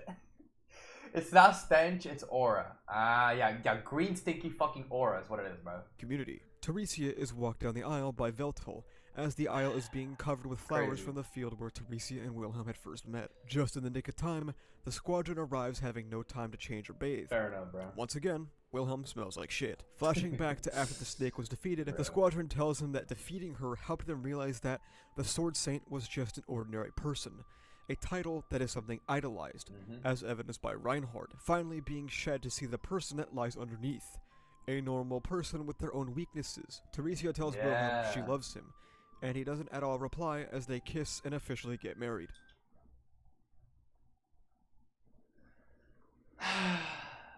It's just like, are we serious right now, bro? I love you. Doesn't reply. How did Theresia accept this, bro? How did Theresia accept this? Does anyone fucking know? How the fuck does Theresia just... I guess love is love, bro. You know, she understands him, but like, man, that's crazy. Not even on the wedding day. Yeah, I know that she knows that he loves her, of course, right? She doesn't need to hear it. She knows, right? I still remember some shit like that in season 3, but crazy, bro. It's just so fucking wild, bro. Not even on the wedding day. Teresia tells Wilhelm she loves him, and he doesn't at all reply as they kiss and officially get married. The wedding concludes and Veltol and Teresia argue again. This time because Veltol has been hanging around too much and desires to accompany them on their honeymoon. They leave this bum ass behind and go with Carol. See, this is crazy. You're not pulling up to the honeymoon, bro. Also, I gotta sneeze. Wait. Never mind. I gotta sneeze anymore. Never mind. We're good. I was just fucking blew your fucking eardrums. Anyway, bro, this man is a little too possessive, bro. It's a little weird, bro. A little too weird. Why would he pull up to the fucking to the honeymoon? Bro, it's not like Wilhelm. Bro, to the fucking honeymoon? Are we dead ass? Desires to accompany them on their honeymoon. They leave this bum ass behind and go with Carol. They were granted 2 months for their honeymoon thanks to the generosity of the king. Their first stop is down south in Flanders, where a variety of land dragons live, home to the dragon industry. Flanders is a name that further emphasizes the reference to the flowers as mentioned earlier in EX2, and furthers the interest in Patrichet for sure. Wilhelm and Teresia go to a ranch where they ride some earth dragons, and Teresia informs him of the species of the creature. There's the Flana species, which is the most numerous and versatile, the Elix species, which had adapted to the cold regions of the world, and then there's the Agarus types, which were suitable for desert environments, and finally, the Diana species, which have the most superior blood of all, and is the kind of earth dragon Patrichet is. Wilhelm... Yeah, I'm gonna say this one is Patrash, bro. The Diana species. Yeah, prideful, superior blood. What does superior blood mean? Like, Joseph is Agarus. What the fuck does superior blood mean? Like, you just got better blood? Better lineage? Even dragons got pure bloods in Lugunica. Yeah, like, that's crazy, bro. Okay. Wilhelm opens up about his family for the first time here in Flanders. His 2 older brothers were no good with the sword, but were smart and reliable, hence why they were given the domain. Wilhelm was often scolded by his oldest brother, always fought with his older brother, was lamented by his father for not carrying himself like a nobleman, and his mother would often hide his sword. But at the same time, his oldest brother still tried to be patient. His older brother would still rush to help him. His father instilled the customs of life in him, and his mother would often hug him when times got tough. After leaving Flanders, they head to Picton, a city divided into 5 districts, one for each cardinal direction and a central district. The central district being where Wilhelm, Teresia, and Carol would be staying. Much to the dismay of Wilhelm, however, they do find a Veltol here, because apparently this guy won't stop appearing on the fucking pages. Stop him. Somebody stop this guy, please. He isn't here to just bother them, apparently, but also to get Tishua a hair ornament for their anniversary. They all go together to a place called Suin Goods to meet with Yaktol, the person Veltol has been working with for years to get presents every anniversary, as well as being Otto's grandfather. Veltol and Teresia enter Suin Goods as Carol and Wilhelm go off to do something else, but something isn't right. They aren't alone. Wait, I thought that was the subtitle fucking up. I thought that was, bro, the fucking subtitles. I don't know if it's. Wait a damn minute. Wait a damn minute. As well as being Otto's grandfather. Oh, he said Oh. Bro, I thought that was like a fucking like a not mistranslation, but you know what I mean, like the subtitle fucking up. He actually said, "Oh, what? Called Suin Goods to meet with Yaktol. Suing goods, suing goods, suing goods. What? Son. Random. The person Veltal had Yeah, that's what fucked up. That's what threw me off. Yeah, student goods. Yeah, student goods. Yeah, that's why I didn't catch it. Suing goods. been working with for years to get presents every anniversary, as well as being Otto's grandfather. Okay. Veltal and Teresia enter Suin Goods as Carol and Wilhelm go off to do something else, but something isn't right. They aren't alone, as somebody steps out of the shadows. A competitor to the ornament Veltal had specifically requested, as Veltal drops the annoying crying attitude he just had, radiating the authority of the head of the House of Astrea. The man who stands menacingly in the dark is called Stride Valakia. Stride Valakia. Pandora. It's ice. As Yaktol tells them that he had shown an interest in the item he had prepared. Yaktol attempted to refuse, but Stride insisted he meet with the person purchasing the ornament. Okay. Stride begins to turn his attention towards Teresia when suddenly a white handkerchief hits his chest and lands at his feet. Veltal had thrown it towards him, issuing a duel to the thin man. Teresia's divine protection allows her to judge a person's combat abilities, and her judgment informs us that Stride is not fit for any sort of battle. Stride affirms this suspicion, saying he is racked with illness and is incapable of fighting, and nominates a champion in his stead, Kurgan, as the behemoth. Here it is.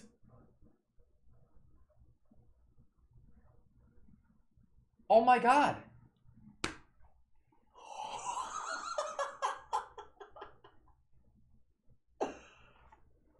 I can't fight? You're right. You're right. I can't fight. But you know who can? Yo, bro summoned fucking Kurgan. Bro pulled out Kurgan. Oh my god. We have a Kurgan, bro. Yo, he literally just pulled up a fucking Kurgan. Yeah, I can't beat you, but he can. Son. Stride affirms this suspicion, saying he is racked with illness and is incapable of fighting, and nominates a champion in his stead, Son. Kurgan. As the behemoth steps into the shop, danger fills all of Teresia's senses. Not even she could suppress a shudder. Stride seemingly takes an interest in Teresia, but Kurgan interjects, informing him that this girl is no rabbit that you could catch. Stride continues regardless, remarking that she is more skilled than Veltal in the sword, and rebukes the king of Lagunica for allowing her to abandon her duty as the swordsmith. Veltal realizes what this might do to the relations of the kingdom, and Stride taunts him, saying he can surrender if he wants the shame on his family. He turns back to Teresia and asks if she has no impulse to take up the sword for her dishonored father, and it seems the current sword saint wants for courage, or perhaps her husband is quite talented to keep a woman like her in bed. As soon as he finishes that sentence, Veltal punches Stride directly in the face. This man is this guy is just actively rage baiting right now, bro. Holy shit, dude. The face, shouting he will not allow Stride to shame a man of the Astreas. Wilhelm and Carol hear about the commotion in the center of town, and rush back to Veltal and Teresia, only to find blood and crowds surrounding it. They find Veltal injured and in the hospital. He's alive, but his gait has been seriously exhausted, as if he had been cursed. Yaktol arrives at the hospital, telling Wilhelm that Stride will be waiting for him at the Great Bridge, with the scarlet finger that is inflicting the curse afflicting Veltal. Wilhelm and Teresia both argue about who would go. Wilhelm wants to go because she should be abandoning the sword, and Teresia wants to go because she is still on Astrea and the Sword Saint, so she must clear away this disgrace. They come to an agreement, however, that they are both Astreas, and that they will go together. Ooh, yo, let's go, man. Yo, fuck it. Yo, fuck it. Let's not argue, bro. Let's go together. Let's go. Let's go, man. Wilhelm and Teresia arrive near the bridge, as Yaktol bestows a blade to Wilhelm, a sword chosen by Veltal himself that was meant to be another gift he was here to get. Upon Stride and Kurgan's arrival, Wilhelm demands he break the curse. When Stride obviously declines, another handkerchief hits his chest and falls to his feet, this time thrown by Teresia. She says she has no intention of turning this into a political incident worthy of the Empire of Valakia's time, and she will just steal the ring from him, before proceeding to mimic Stride from earlier, stating that she cannot fight, and nominates Wilhelm as her champion. Stride realizes who Wilhelm is nearly immediately, having assumed that the Sword Saint being defeated was simply a rumor not worthy of a second thought. Kurgan begins to laugh, remarking Wilhelm's warrior aura is dazzling, and how he has no doubt this one is fit to be an opponent for him. This guy got some dazzling aura, y'all. I can't, bro. This description, bro. The fucking aura. Okay, he just has aura, man. So he's a good... Yeah, GOAT recognizes GOAT. It's just so funny, bro. He got aura. He just... Laugh, remarking Wilhelm's warrior aura is dazzling, Warrior aura. and how he has no doubt this one is fit to be an opponent for him. And the conditions of the duel are this. If Wilhelm wins, they get the ring that is cursing Veltol. Okay. If Kurgan wins, he keeps Trias as his bride. People gather around the bridge. Oh! Oh, hell no! What? What? Okay, so Kurgan wins, he was Theresia, bro? Yo, I don't know about that parry, bro. I ain't go. To witness this duel, acting as sort of a ritual for Lagunica and serving as entertainment for the masses. Okay. Stride compliments Wilhelm's blade, stating it is quite nice but fails to hold a candle to the Yang sword. Kurgan and Wilhelm go back. Fails to hold the candle to the Yang sword. The fucking Yang sword mentioned, dude. What the fuck? To the Yang sword. Kurgan and Wilhelm go back and forth for a while, standing at near equal skill. Wilhelm takes the battle, however, after welcoming a heavy hit from Kurgan, which gives him the opportunity to slice off one of his arms. Upon seeing this, Stride steps in, breaking the sacred vows of a duel in Lagunica. He takes off the ring that is cursing Veltol and accepts his loss, tossing it to Trias. As he is leaving, he looks back at Wilhelm to tell him not to worry. He still has 9 rings and 9 chances to play with him. As he exits the bridge, he also turns it to dust so they cannot pursue him. Wilhelm is given the ring and slices it in 2. Rings have a lot of different potential symbolism, but considering this is literally a story about Wilhelm and Teresia's marriage, we can think of them as wedding rings. The symbolism of a wedding ring is tied to its shape, a circle, a shape used for concepts of totality, infinity, or timelessness. This will be important when talking about Stride in the future. They return to the hospital, and due to the effects of the curse, Veltol has completely lost the function of his right hand. It could have been worse, however, as the healer was focusing all of the decay from the spell onto one spot rather than affecting all of his limbs. EX3 ends with a sweet little recap of Grim and Carol's relationship and the moment he fell in love with her, as well as giving us Grim's reason for staying on the battlefield, to one day make Wilhelm happy who was there to save him. I was able to summarize the entirety of EX3 in just a few paragraphs, and to be quite honest, it was by far the least interesting ReZero book so far.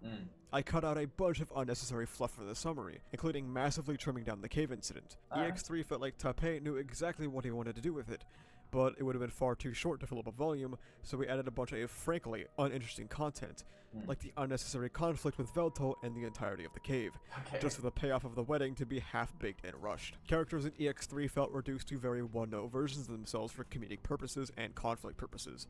Teresia was emotional, Veltol was annoying, Carol was overprotective, and funnily enough, Wilhelm was the best among the cast of EX3. The final encounter with Stride and Kurgan hard carried this volume, but was only present at the very, very end. Okay.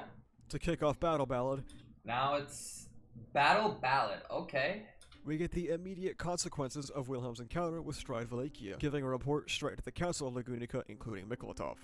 The Council is entirely unfamiliar with a man named Stride, and is unsure of what his goals were with having the 2 strongest fighters of their respective nations challenge each other. They decide to send an official inquiry to the Empire of Wallachia to get information on Stride, but when Bordeaux gets the response, he is not too happy, and they do not acknowledge the request for info on Stride, and claim they don't even know where Kurgan is. Bordeaux sees this as an unofficial declaration of war, but ironically, Wilhelm tells him to cool his jets. They speculate what if the covenant with the dragon is no longer current, as the dragon did not move during the Civil War. However, it might not have acted because it was a civil war, and the dragon will only come to help with foreign threats. Speculation continues that, due to the nation's weakness from the Civil War and the dragon seemingly acting dormant, Wallachia is getting brave and beginning to... Yo, what does this dragon even do, bro? Yo, what does this dragon even do, man? It's crazy, bro. And beginning to poke its nose into Lagunica's affairs. After speaking with Bordeaux, Wilhelm heads to a tavern to speak with Roswell about Stride. Roswell had attempted to pursue her connections about Stride, but was unable to come up with any worthwhile information. She gives him a light smirk, saying, "There is something more though," as the lights go out, and a kunai flies directly towards Wilhelm. He takes out the attackers with zero issues, with Roswaal not moving an inch. He attempts to let them surrender, but they take out their weapons to keep fighting. Wilhelm, Roswaal, and the waiter in the tavern dispatch the rest. The waiter is Clind, the pedophile from the main series who serves Roswaal. She kept 2 of the assassins alive to give details back to Wilogy. Wait, Clind? Whoa. Attempts to let them surrender, but they take out their weapons to keep fighting. Wilhelm, Roswaal, and the waiter in the tavern dispatch the rest. What? The waiter is Clind, the pedophile from... No, I know, that's what I'm saying. Clind. Random. In the main series who serves Roswaal. She kept 2 of the assassins alive to give details back to Wilogy, and 1 to interrogate about Stride. Clind notes that they are shinobi, skilled assassins that... Yeah, I know. He's the Subaru trainer, brother, the Subaru whip, but did he make appearance? Bro, what the fuck? Okay, that's just random as hell, though. All right, bro. Who serves Roswaal. She kept 2 of the assassins alive to give details back to Wilogy, and 1 to interrogate about Stride. Clind notes that they are shinobi, skilled assassins that hail from the Kararagi city-states in the west. This is unsurprising given that in Arc 5 we learned Kararagi was formed essentially as a wannabe Japan. This encounter does not sit right with Roswaal, however, who says that it's odd to send such low-skill assassins as soon as they search for Stride. Wilhelm leaves the tavern, as the reality of the situation sets in. The atmosphere around him feels wrong. He encounters Stride on his honeymoon, and now assassins are headed after him. He rushes back to his home and swings the door open, to find Stride standing in the hallway in front of him. Oh, they stand shit. in the hallway facing each other until Stride cuts through the silence to rebuke Wilhelm for not giving him a kingdom's welcome. Wilhelm yells out, demanding to know where Trias is before a kunai flies at him from behind. Wilhelm noting it was more skillfully thrown than the tavern ones. The shinobi utilize a technique known as wall strike, where one manipulates the mana circulating inside of their body to boost one's control over said body. The shinobi gives Wilhelm some trouble, but he still manages to take them out. Okay. Stride laughs, concluding the fight with Kurgan wasn't just a fluke. He holds up his hand covered in rings, and says once all the preparations are in place, he shall give him the show of a lifetime. Wilhelm asks if he has cursed him, to which he responds that casting a curse on him now would be but middling entertainment. Wilhelm rushes towards Stride, but he uses one of his rings to move the dying shinobi by force. A pale blue seal rises up from their body, and Stride informs Wilhelm that a woman has been tied upstairs. Wilhelm finds Trias and Grimm, but they aren't tied up, just a little pale. Grimm dashes to her unconscious body, barely screaming out a part of her name through his scratchy voice. After 5 days, Carol still hadn't woken up. Wilhelm goes to meet with Oh no. Oh no. Wilhelm goes to meet with Bordeaux following the attack on the Austria house. Grimm is not taking it well, having sensed the danger from Stride but thinking it was targeting Trias, leaving Carol completely exposed. Ulf, the guy from the prison in EX3, enters the room, having become an advisor to Bordeaux. He informs them that Stride regularly visits Shamrock Valley, the place the demi-humans used during the war, and where the witch had settled. We cut to a lizard man named Kragriel, a commander of the demi-human alliance who represented it after it fell, holding a conversation with Roswaal. Kragriel tells her to be careful around Shamrock, as only Valga and Libre were told how to enter it. Inside of Shamrock Valley lies what seems to be the testing grounds of Sphinx, and he adds that Libre entrusted the alliance to him, giving Roswaal a stone that contains a portion of Sphinx's ode, to remove the concealment mechanic of the testing grounds. Roswaal returns with the good news, and the decision to mobilize the operation to Shamrock Valley was taken immediately. With Stride's movement discovered by Ulf and the witch's testing ground presumed to be Stride's objective, the squadron moves out to intercept. Before they leave, Trias confides in Wilhelm, telling him she's afraid that this is a trap set by Stride. He agrees, but they have to try and stop him before it's too late. Trias asks for Wilhelm's safety, but he knows that it's something he cannot guarantee. Roswaal and Wilhelm on the way to Shamrock Valley discuss the state of affairs,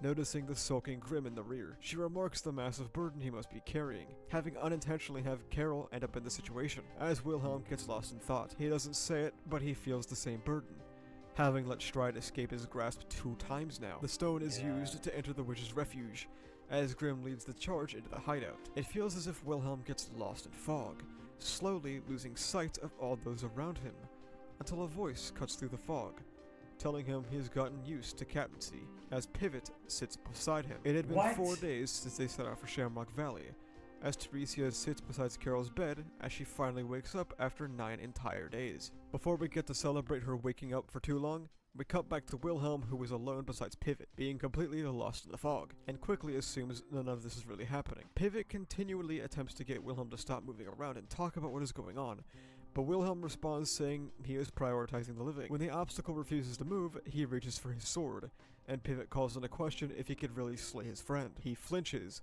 looking down to realize he didn't actually pull the sword out, and his arm trembles, holding the grip of it, finally drawing it. Pivot asks what will he do now, and that this isn't like the sword demon, as he closes the gap in an instant, having Wilhelm parry solely on reflex. Pivot was a far worse swordsman than him, finding multiple gaps in his offense, but he couldn't bring himself to finish him off. Pivot notices this, prodding at him for being on the defensive in this battle.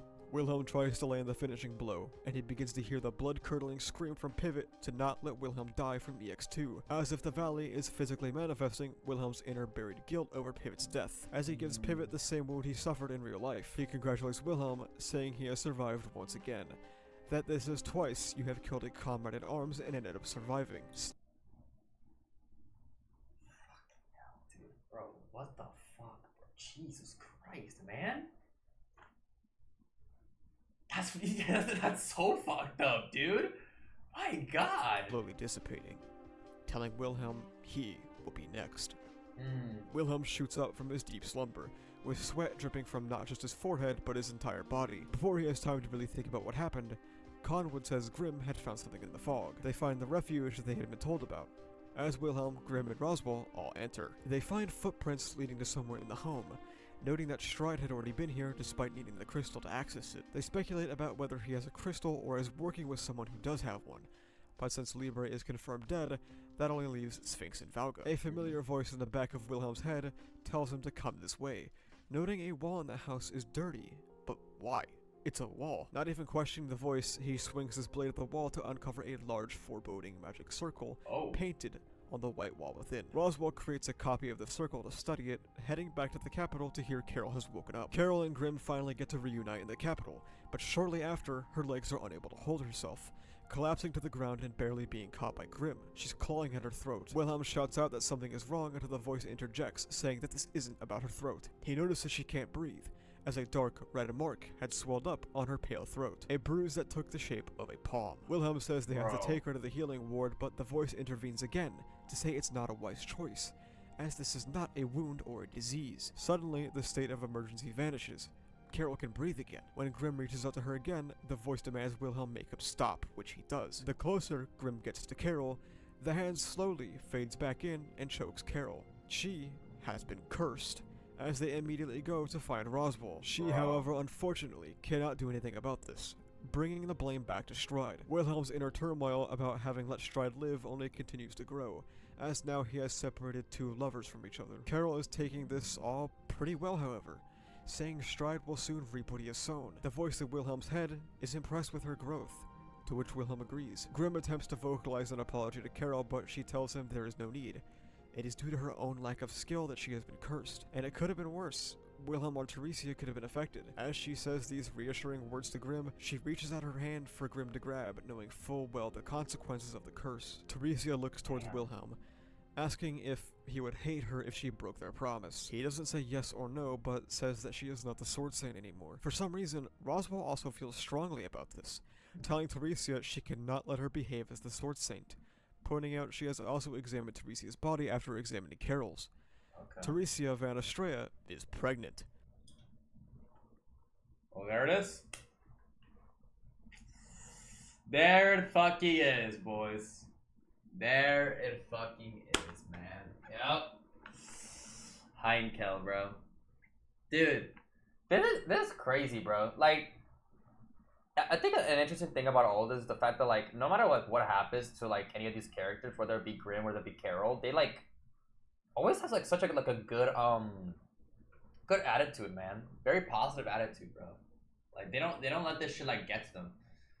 So now it's just, like, we gotta fuck up Stride, bro. Yo. But, like, now she's pregnant, though. This is gonna be rough, dude. It's gonna be fucking rough. Okay. Alright. Where were we? Right here? Right here, right? Angry, but that her emotions are fictitious, can tell that something is over here. My bad. Wait, where were we? What happened? Castle's ground. What happened? Wait, what? Wait, oh my god, I lost myself. Right here. Oops. And it could have been worse. Wilhelm or Theresia could have been affected. As We're she good. says these reassuring words to Grimm, she reaches out her hand. That's true. Wilhelm hit, but never said I love you. Huh. You know, that's a good point. And for Grimm to grab, knowing full well the consequences of the curse. That is Theresia crazy. looks towards Wilhelm, That is fucking crazy, asking bro. if he would hate her if she broke their promise. He doesn't say yes or no, but says that she is not the Sword Saint anymore. For some reason, Roswell also feels strongly about this, telling Theresia she cannot let her behave as the Sword Saint. Yeah, you're trying to be, Pointing bro. out she has also examined Teresia's body after examining Carol's. Theresia Van Astrea is pregnant. Let's go. Wilhelm suffers the stun lock of a century, but it wasn't just Wilhelm that was surprised, confused, and bewildered by the news. But Theresia too has her fingers trembling. The voice in his head once again becomes clear, as Pivot tells Wilhelm he has always been weak in matters which you cannot solve with your sword. Carol is in. Bro, what the fuck is this like pivot voice in his head, bro? What is going on, bro? Bro literally has the fucking voices talking to him, bro. Bro, the voices are just fucking talking to him, man. Sword. Carol is in Roswell's new tower in the royal castle's grounds, built after the importance of magic was re-evaluated after the Civil War, 3 months after the previous scene, with no new changes in her curse, leaving the final option to be simply capturing Stride. As this goes on, Theresia announces her pregnancy to her parents, who take it about as well as they can. Her mother, Tishua, can tell that something is weighing heavily on Teresia's mind, telling her to not blame herself for what happened to Carol. In stark contrast to Tishua, however, Roswell tells Carol that the blame solely lies on Wilhelm and Theresia. Carol is off-put by this, asking if this is some sort of test, to which Roswell affirms. The fact that she no longer gets angry is a sign that she has grown up. Roswell does point out that it's not down to her restraint that she can't get angry, but that her emotions are fading away, stating they must capture Stride as soon as possible. In an event that seems that Grimm is carrying all the fury in their relationship, he goes on a rampage through a tavern looking for Stride or any hint of him. Wilhelm and Grimm had gone to a town south of Lagunica, as many eyewitnesses had reported seeing him. Stride is operating without a care in the world. Wilhelm and Grimm exit the tavern, as Wilhelm ponders how he, of all people, got the role of telling people to stay calm, until Conwood runs up, telling them that Miklatov has been attacked at his mansion. When they arrive, they see no attackers and Miklatov is safe. Miklatov acts pretty calm, congratulating Wilhelm on the pregnancy. They talk about what kind of child the Sword Saint and Sword Demon would produce, especially if they would inherit the divine protection to become the strongest Sword Saint ever. Wilhelm drops the small talk though, asking Miklatov why he's even here in such a dangerous time, but somebody else interjects, stating it was due to their own carelessness.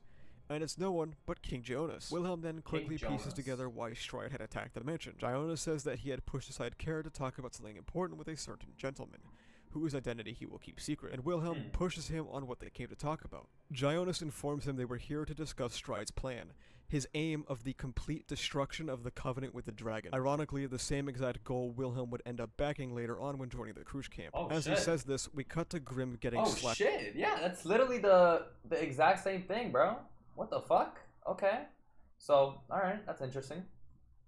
Stride's plan, his aim of the complete destruction of the Covenant with the Dragon. They try to destroy that shit. Okay. Ironically, the same exact goal Wilhelm would end up backing later on when joining the cruise camp. As he says this, we cut to Grimm getting slashed down by Carol, revealing Stride has reached them in the Astrea house, saying something about giving the observers in heaven a good comedy show. Stride steps forward as Grimm collapses in a pool of his own blood, and gives them a bow as if he were a top.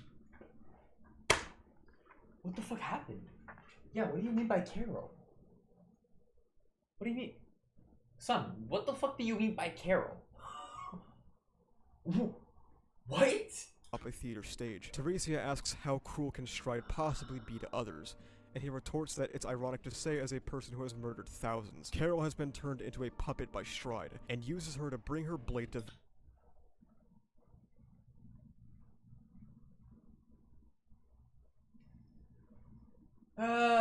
it just gets worse, bro. Fucking hell, man. Beltol and Tishua Astrea, as she screams at them to run away, and fresh blood splatters around the Astrea mansion.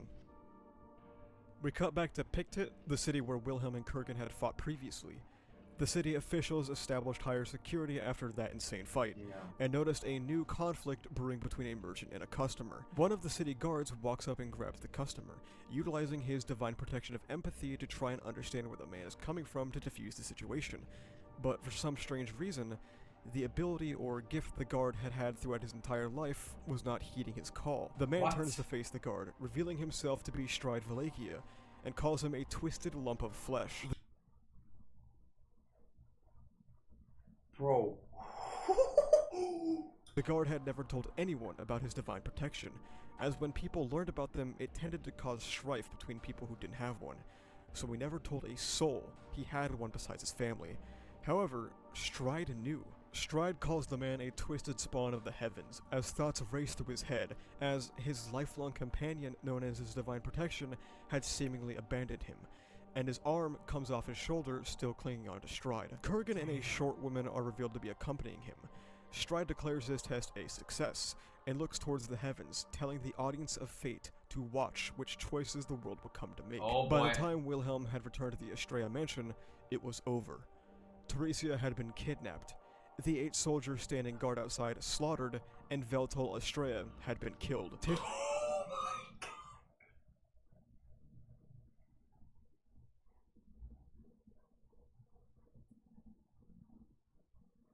Bro, that's too much, bro.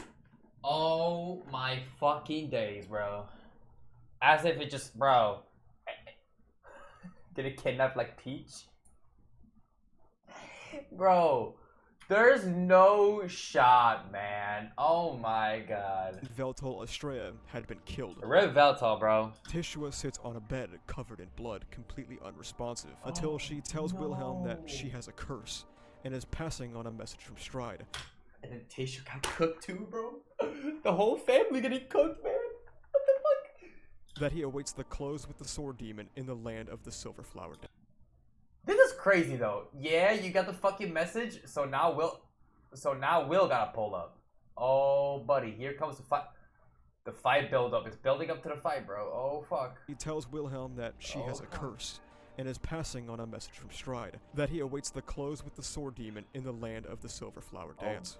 Wilhelm immediately puts together that he is in Pictet, and Bordeaux, with no hesitation, works to put together a subjugation force. He promises to her that he will get them all back, and Tishua tells him that he is in Estrella, and to never forget that, something that seemingly does not come to pass in the future. They ride off to Pictet, and Roswell tells Wilhelm not to blame himself, as Pivot manifests beside him. Pivot and Stride have ended up as Wilhelm's 2 biggest regrets. Roswell tells him that blaming himself is a big mistake, saying it is conceited to think that he is the only one with a guilty conscience, when Carol is out there. Wilhelm tells her that her state is his fault too, and Roswell says men need to stop taking the blame for everything.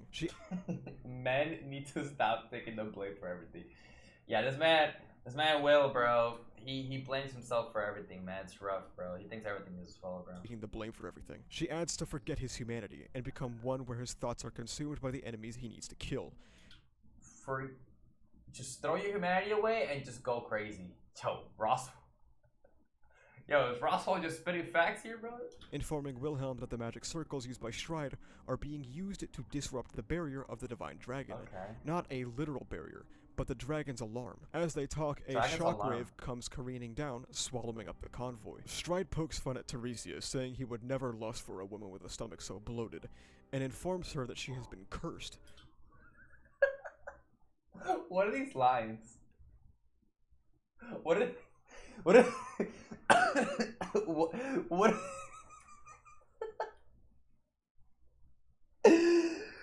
these fucking lines, bro? These lines are killing me, bro. I would never lust over a woman with her stomach so bloated.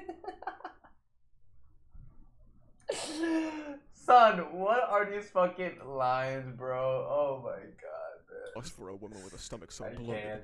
and informs her that she has been cursed, so that if she acts out, the child inside of her will die. What the fuck? What could it be? You fucking villain! You holy curse! If you act out the child inside, you will die. Son! Son! Oh yeah, this guy. Oh yeah, this guy is a threat, bro. Yo, pack him up, man. Bro. Yo, this motherfucker's evil, bro. And these powers are crazy too. Like, what? This man just specifically, bro. The curse affects the baby, son. Will die. Teresia is not his only prisoner, but many townsfolk are here as well. Oh boy. Teresia attempts to find any commonalities between them, but struggles, as Kurgan enters the room, saying Shasuke and Raizo have returned, as a shinobi clad in jet black clothes rises out of a shadow. They inform Stride that they have got 2 more prisoners, but they must stop piling the burden onto his esteemed wife's eyes, to which Stride rebukes him for. The shinobi taps Stride's shadow as a young-looking girl pops out of it, named Melinda. Stride asks Melinda if her evil eye has reached its limits, and if she couldn't live up to her husband's desires. She anxiously shouts out, no, she isn't finished. He notes that she is lying, and asks if she would rather keep her eyes closed forever, and have them gouged out by his venerable self. What the fuck, dude? Oh, okay. Teresia notes that Melinda could be anywhere between the ages of 10 to 19, and with Stride in his 30s, the toxicity of this supposed relationship only becomes more apparent. They have now accumulated— What the fuck is an evil eye? What the fuck? Huh. Melinda, evil eye. Okay. Is more apparent. They have now accumulated 20— Also, this is crazy, by the way. Yo, also, this is fucking crazy, by the way. Like, what? Between the ages of 10 and 19, bro? She anxiously shouts out, no, she isn't finished. He notes— It's from game? Oh, really? that she is lying, and asks if she would rather keep her eyes closed forever, and have them gouged out by his venerable self. Teresia notes that Melinda could be anywhere between the ages of 10 to 19, and with Stride in his 30s, the toxicity of this supposed relationship only becomes more apparent. This is sus, bro. Well, okay. They have now accumulated 20 sacrifices, and Teresia asks if they really think they can pull this off with just 5 people. Okay. He says that if Kurgan is defeated, then so too will his shinobi. Melinda will likely be assaulted, and Stride's head will be taken. Teresia doesn't understand, though. If he assumes that his force will lose, why is he doing it? He replies that avoiding waging battle in the face of inevitable defeat is the normal thing to do, as he pulls out a dagger, saying he still has a chance. Stabbing one of the prisoners in the chest, Teresia is shocked, as the divine protection of the Sword Saint didn't register that as an attack, as if it had been taken offline. Stride looks towards the— It didn't register the attack as it had been taken offline. What the fuck? She couldn't sense that shit? What? He still has a chance.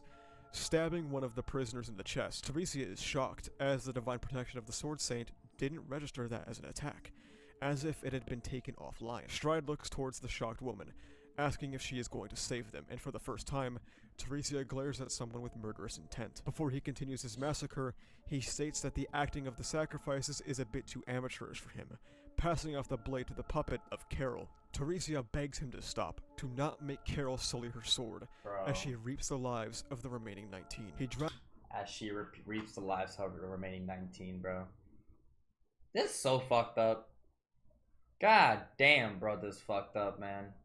Yeah, it seemed like he bypassed it or some shit. I don't know exactly how, but damn, bro. Drags everyone out to the rooftop, and Stride points his dagger to the sky and references Teresia's earlier comments about his chances of victory, telling her to feast her eyes. A shadow looms over the rooftop, as its vast wings spread out to the sky with pitch-black steel-like scales. As the 3-headed dragon arrives, the dagger is the dragon's fang, and when you let it drink the blood of the spawn of the heavens, a blood-crazed dragon appears.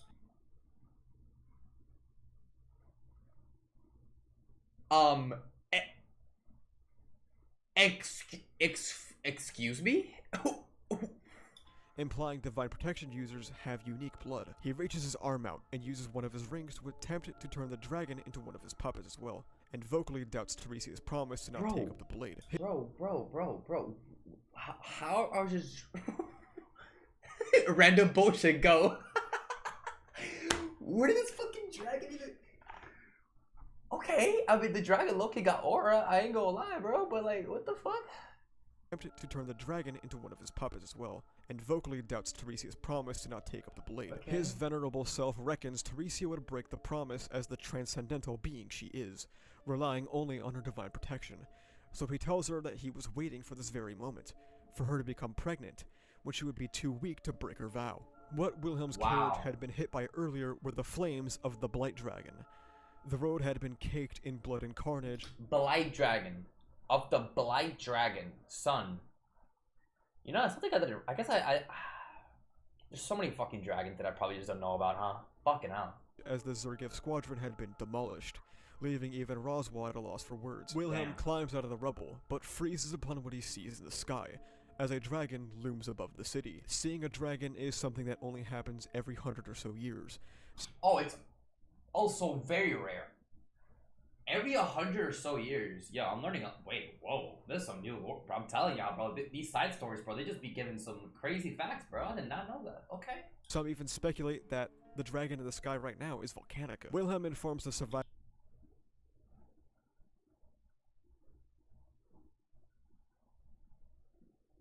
Suspecting. It's not really confirmation, right? Seeing a dragon is something that only happens every 100 or so years. Some even speculate that the dragon in the sky right now is Volcanica. Wilhelm informs the survivors that he is going in, as Bordeaux shouts to him that they need to review their plans. Grimm catches up to Wilhelm, saying he's not leaving. It's not just those two, but the surviving half of the subjugation force and even Roswell herself join in. She points out that the dragon is not attacking again, meaning it must not be fully controlled by Stride yet. One of the soldiers runs up to Bordeaux and asks to let them fight, to protect their kingdom, their sword saint, their swords, and their pride. He mutters to himself, calling them all dumbasses, as their squadron rushes towards Picton. As they enter the city, they notice the divine protection that Earth dragons have has come undone. Stride is setting out to break the constraints of the world, cutting the link between mankind and the world itself, breaking divine protections and the Dragon Covenant.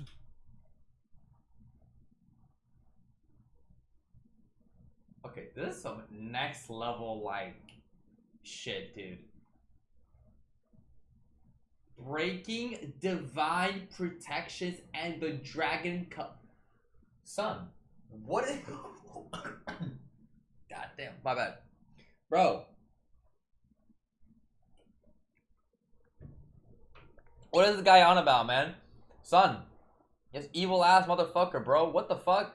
Crazy ass goal. Is setting out to break the constraints of the world. The constraints of the world?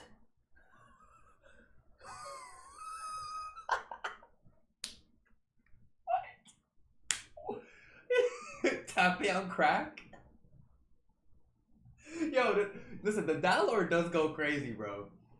I don't know what he gains from this, man. Yeah, it's just a true supervillain. Okay. Cutting the link between mankind and the world itself, Son. breaking divine protections and the Dragon Covenant. Breaking the constraints of the world has some interesting implications. Does this mean that if you were inside Stride's magic circle radius, you would be unaffected by things like gluttony? Has he achieved something that Subaru is naturally capable of?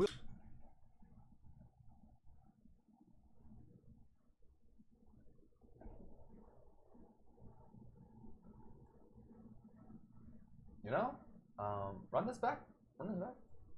Breaking the constraints of the world has some interesting implications. Does this mean that if you were inside Stride's magic circle radius, you would be unaffected by things like gluttony?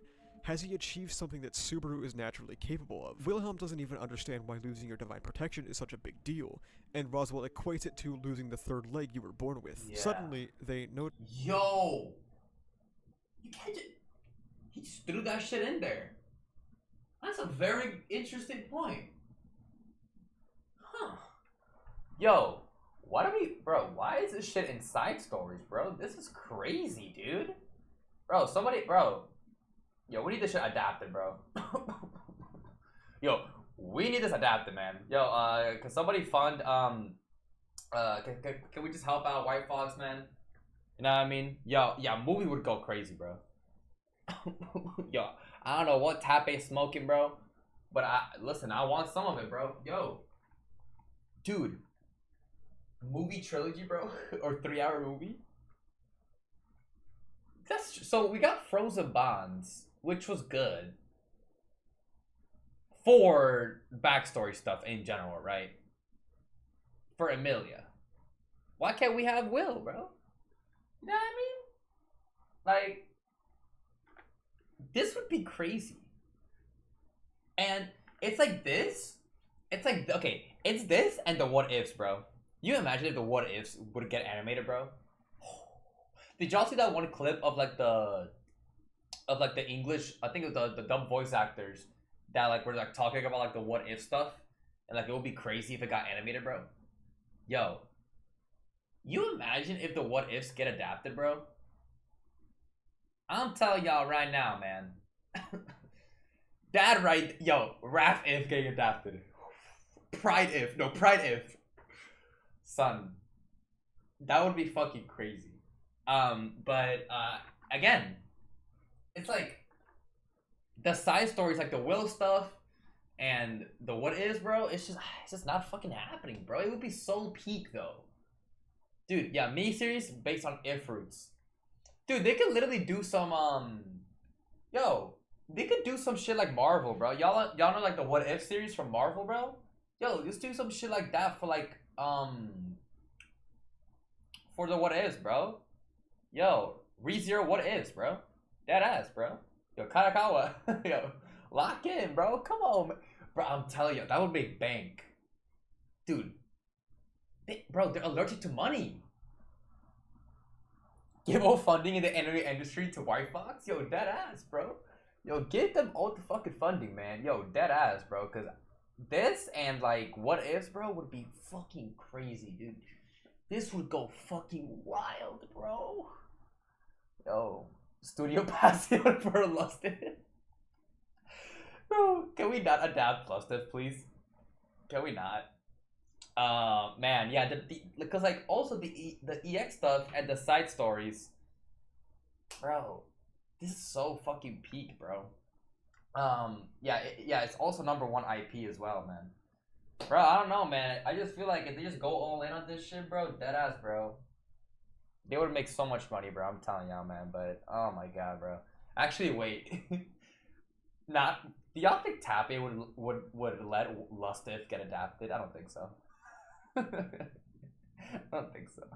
I don't think he would. It's a joke. It's not really an actual if, you know what I mean?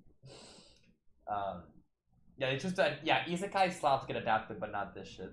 Nah, I don't think Lustif, but it would be crazy to see dude, Pride, Wrath, man, adapted, bro. I don't know about Sloth. You know, maybe not Sloth. Dude, the Rem fans finna get so much ammo on that shit, dude.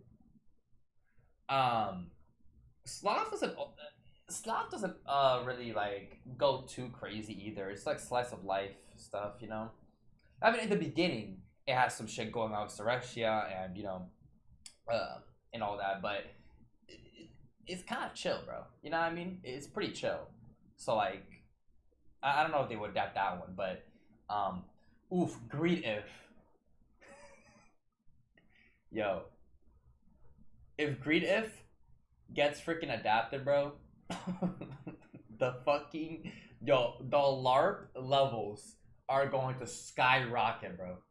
Yo, I saw a dream.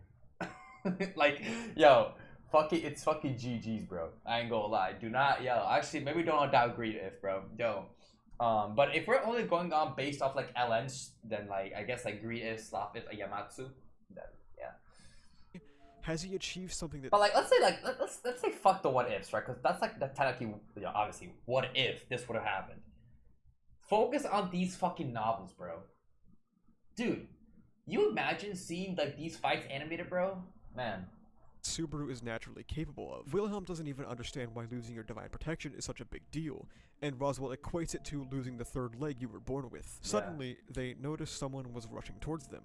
Not one of Stride's men, but someone from the city. It's not just one, as the sounds of footsteps surround them and sound countless. Oh. The entire city was heading right towards them. The knights raise their shields as they attempt to hold back the stampede, surviving the initial attack and attempting to push back the horde. Wilhelm thinks about taking their lives before being stopped by Roswell, saying Stride is controlling them and that is exactly what he wants Wilhelm to resort to. Stride is throwing problems at Wilhelm that he cannot solve with a sword, playing to his prime weakness. He puts his sword back in its sheath, using it to knock out swarms of people instead of killing them. But it seems like there's no end to them. Some of the subjugation force begin to cave in and get crushed under the stampede, But it wasn't just that. Wilhelm barely manages to notice a shinobi picking off some of the knights. He engages the shinobi as the subjugation force continues to hold back the swarm of people. The shinobi notes this, throwing a kunai at one of the knights to kill them and weaken the wall, letting more of the mob in. The shinobi also gets caught off guard by an immensely powerful punch from Roswell, as something comes out of Wilhelm's shadow attempting to grab his ankle before being stopped by Grimm, as both Grimm and Roswell get dragged into their own shadows. Wilhelm is stunned, his two comrades disappearing in a matter of seconds, wondering if they're even still alive. Pivot screams out to grab his attention, whipping around to notice Kurgan entering the battlefield, splattering the blood of the mob around the force all over the city. Oh no. Oh fuck no. Oh hell no. Wilhelm accepts he will have to take on Kurgan, as Bordeaux says he will handle the shinobi. Grimm and Roswell rise up next to Stride, who was annoyed his subordinates couldn't get him the right person. Roswell tells Stride that the Empire will pay for this should he lose, and he doesn't care. Roswell asks what his motivation is then if he's not aligned with the Empire. A shinobi rises up from Stride's shadow, as Stride comments that his oath to that criminal is completed. He tells the shinobi to dispatch the two in front of him, taking special interest in Grimm. Carol is forced up, and he begins to poke fun at Carol and Grimm's relationship. Roswell throws a chunk of stone at Stride, but it is simply blocked by the shinobi. Carol apologizes to Grimm, but Grimm only responds with a broken "I love you," and so begins the fierce battle between the two lovers. Teresia talks with— This is so fucked up. Poor Grimm, bro. This is so fucked up. This is oh my god. Gotta fight your own girl, man, bro. This is actually so fucked up, bro. Yo. But it is simply fuck Stride, bro. Shinobi. Carol apologizes to Grimm, but Grimm only responds with a broken "I love you," and so begins the fierce battle between the two lovers. Teresia talks with Melinda, asking her if she is from the Evil Eye tribe, to which she confirms, stating that she was the last survivor saved by Stride. Oh, Evil Eye tribe. Last survivor? Okay. She doesn't mind being used by Stride, saying there are countless unhappy marriages, viewing Stride as someone who wants her for who she is. Also, the weird the weird stuff about that though is the fact that like she's between the age 10 and 19 and Stride is in his 30s, right? Okay. But yeah, there's parallels to Ram and Roswell as well. That's true, yeah. Okay. You know, just a little sus here. Okay. Stating that she was the last survivor saved by Stride. She doesn't mind being used by Stride, saying there are countless unhappy marriages, viewing Stride as someone who wants her for who she is. She views him as the pariah who was abandoned by his homeland, the savior of outcasts, and the absolute blow to the observers. When Melinda warns Teresia not to move because of the curse, Teresia states that Stride isn't here, so she'll take the bet. Melinda, outraged, asks if she wants her child to suffer, to which she replies that her child will always suffer as an Estrella. She tells Teresia that she disgusts her and opens her eyes, reflecting Teresia in the pitch blackness that is her eyes. As soon as she looks at her, she felt a horrible feeling, like her soul was being swallowed and that she was falling down endlessly. She calls out to Wilhelm as she collapses to the ground. Stride speaks to the sky once.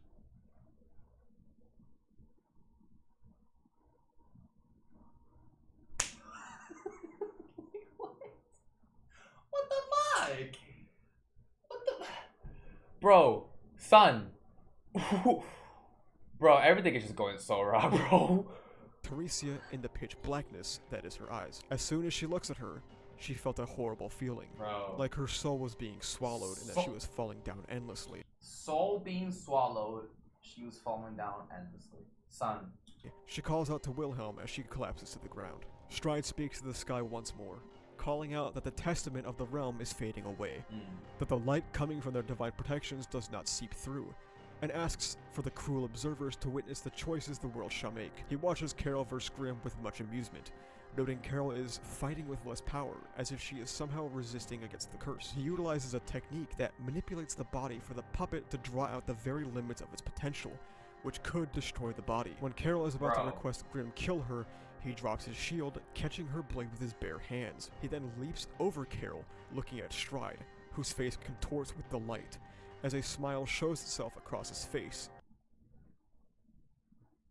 Yo, Stride is a fucked up motherfucker, man. Holy shit, dude. He's enjoying this shit. due to this unexpected find. He says, "Surely you must be the one, the ordinary man my venerable self sought for, rather than the sword demon," and calls back the shinobi so that he may skewer both Grimm and Carol at once, only to instead be intercepted by Roswell J. Mathers. Teresia floats through darkness, apologizing to the unborn child inside of her. The world she now exists in slowly manifests around her, showing her her sin, as she looks on upon a swarm of dead. They attempt to crawl their way up to the tower she sits on, and the condemnation of the Sword Saint was about to begin. Back to Wilhelm, Pivot materializes before him, telling him that he is not the real Pivot, but a recreation of the man he knew, a dredge of his sin that clings to the back of his heart.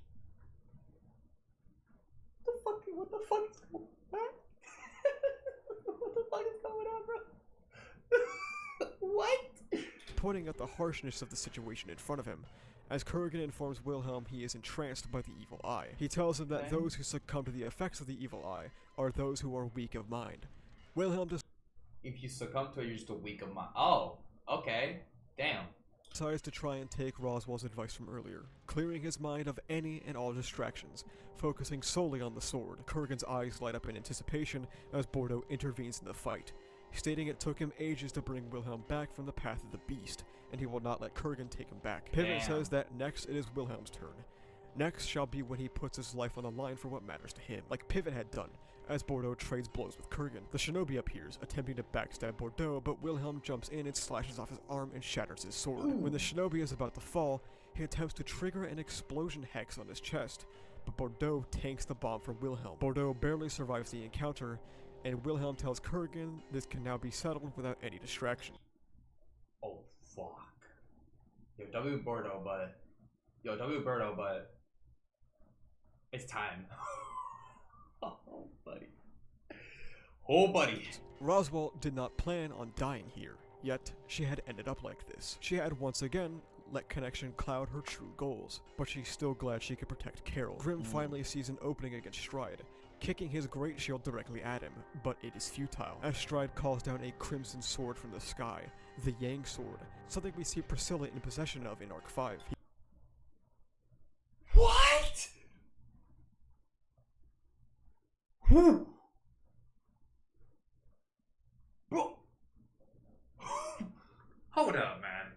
See, because now it's like, okay, hold on, man. Give me a fucking second. So, you have what? Like, hold up. How does Priscilla get the Yang Sword? Son. This guy just casually just spawns it. Bro, this guy went into his inventory and just pulled it out. What the Stride calls down a crimson sword from the sky, the Yang Sword, something we see Priscilla in possession of in Arc 5. This EX6, if you read EX5, I believe it makes sense why he has it. Okay. Random bullshit go. What? He blocks the shield, but his arm immediately bursts into flames, making him let go of the sword and having it ascend back into the heavens. The shinobi throws a kunai for You fucking fraud. Did y'all hear that shit? Son, run that back. Yang Sword, something we see Priscilla in possession of in Arc 5. He blocks the shield, but his arm immediately bursts into flames, making him let go of the sword and having it ascend back into the heavens. Never fucking mind, I guess. Yeah, never fucking mind, I guess, bro. No more Yang Sword, bro. Okay. The shinobi throws a kunai for Stride, grabbing it and cutting off his own arm to end the flames. Alright. The rings on his now burnt arm begin to crumble to dust, meaning the curses of those fingers start to fizzle out. Carol is finally free from the possession. Let's go. As Roswell bleeds out on the rooftop, she asks Carol to inform Clind that she entrusts Carl, her son, to him. As Carol shouts out Roswell's true name of Julia, Roswell's last words are, "Find happiness with Grimm," as she succumbs to her wounds on the rooftop. This Damn. 07, bro. 07, man. Holy shit. And you know what? Damn, she came in clutch, bro. She actually came in so clutch, man. What's her name? Real name? Julia, right? Julia? She asks Carol to inform Clint that she entrusts Carl, her son, to him. As Damn. Carol shouts out Roswell's true name of Julia, Roswell's last words are, "Find happiness with Grim," as she succumbs to her wounds on the rooftop. This is an event that seems to even confuse Stride, as he simply mutters, "She died?" under his breath. Not a voice of scorn or sarcasm, but rather another unfathomable feeling. Carol will never forgive Stride, but he Another unfathomable feeling. She died. raises his other arm and tells her to fear not. Even his venerable self does not have enough entrails remaining to pay the price. The rings cause everlasting damage to a part of his body. Even without them, he is forcing himself to keep moving his corpse-like body. A body that he had been bestowed with after he was served poison by his father, the Emperor. He does not seek revenge, though. Okay, dude, this is yo, we're just getting back to back. Like, what the fuck, son? What? Run that back. I'm running this back. I need to hear this from the beginning, bro. My bad. She died? Under his breath. Not Right a here. voice of scorn or sarcasm, but rather another unfathomable feeling. Carol will never forgive Stride, but he raises his other arm and tells her to fear not. Even his venerable self does not have enough entrails remaining to pay the price. The rings cause everlasting damage to a part of his body. Even without them, he is forcing himself to keep moving his corpse-like body. A Oh, what the fuck, man? body that he had been bestowed with after he was served poison by his father, the Emperor. Okay. That is everlasting damage. Body bestowed with after he was served by poison by his father, the Emperor. What the fuck? He does not seek revenge, though. He is not here for the right to rule. Okay. No. What he detests is the construction. This world is merely the cruel observer's miniature garden. What is wrong with this guy, man? What the fuck?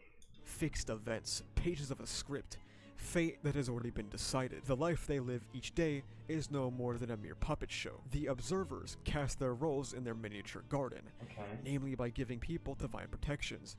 And the small fry differ from the observer's pawns. So, wait a damn minute. That has already been decided. The life Right. they live each day is no more than a mere puppet show. The observers cast their roles in their miniature garden, In the miniature garden. namely by giving people divine protections.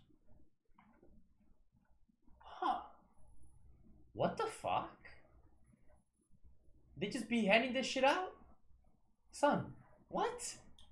And the small fry differ from the observer's pawns. As he says these words, he reaches into his pocket and pulls out none other than a gospel.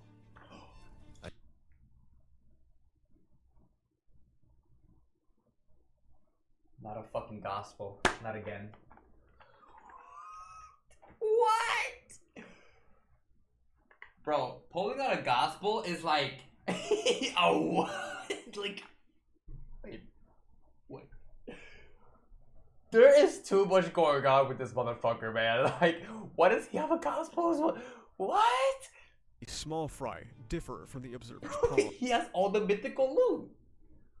Bro, all the mythical loot, son. As he says these words, he reaches into his pocket and pulls out none other than a gospel. Bro, y'all know how I feel about gospels, bro. Back in season 2, bro. Bro. Yo, everyone might as well have a fucking gospel, man, bro. I don't mind even a minor roll. Scratches can be made upon the surface of the board, regardless of whether a minor roll is curtailed by the script. The stage can be broken. I shall teach them that. Stride Valaki. That's tough. That's tough. No, that's tough as fuck. I ain't gonna lie. That just gave him so much more aura. Kamikawa, I need this. Please. That's the potential. Dude, that's potential, right? That just showed the potential this has, man. Oh my god, to animate this shit, dude. The potential is fucking crazy, bro. The Megami to fucking adapt this, bro. The potential to adapt this, bro. It's actually insane, man. Oh my god, bro. Of whether a minor role is curtailed by the script. Bro. The stage can be broken. I shall teach them that. Stride Valakia is the Sin Archbishop representing pride.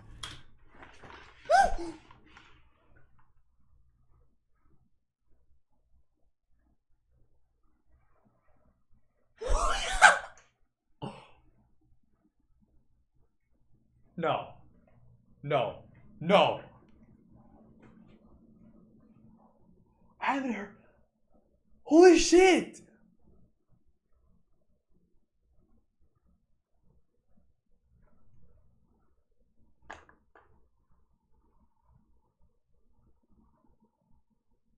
He's Pride. No way we actually found Pride, y'all. In a fucking Wilhelm side story, y'all.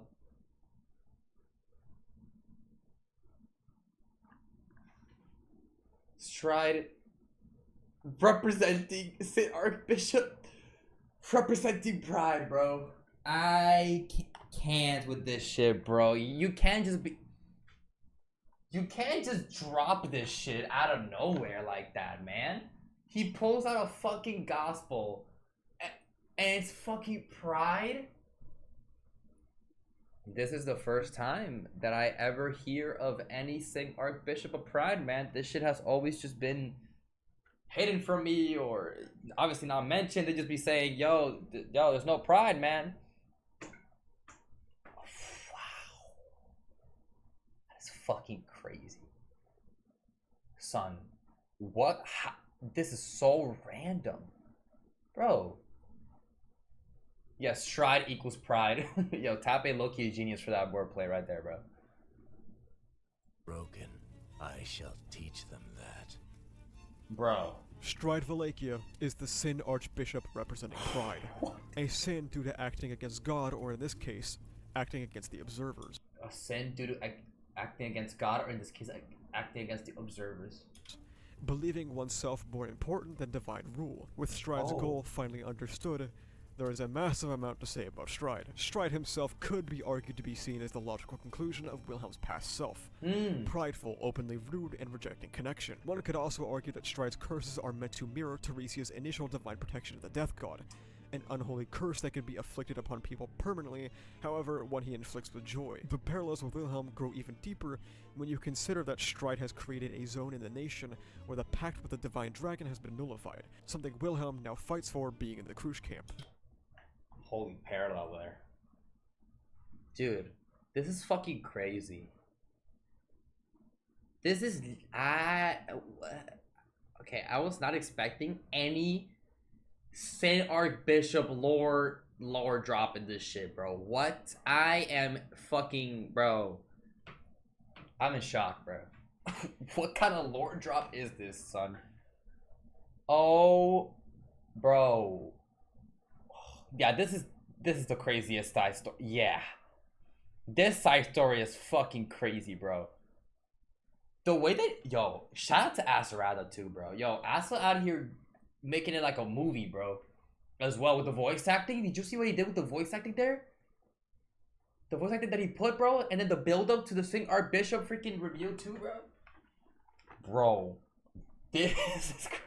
Something Wilhelm now fights for being in the Krush camp. Bro. The elephant in the room is, what are the observers? Yeah. Stride links them to divine protections in some way, as if you have been gifted by the observers to act out roles in the construction. It is an in-universe rumor that Ode Laguna, a mass conduit of mana... Okay. Like Art Logna. I was about to say, like, isn't that just like Art Logna shit? Like, you know what I mean? Destruction. It is an in-universe rumor that Ode Laguna, a mass conduit of mana in the center of the world, is responsible for handing out those divine protections. A consciousness that rules everything in the world. Roswell at the very end of Arc 4 tells Subaru that certain forbidden things may anger Ode Laguna, including his return by death ability. As it... This is good content, right? Wait. Was this mentioned? They didn't use Whoa! Give me a fucking second, dude. Let me breathe. Let me fucking breathe, man. I wanna fucking go insane. Let me fucking breathe, man. Hold on. end of Arc 4 tells Subaru that certain forbidden things may anger Old Laguna. Yeah, so Adalagna mentioned here, right? So the return by death pisses him off. Including... Oh, yeah, no, I think I remember this. Wait, no, hold up.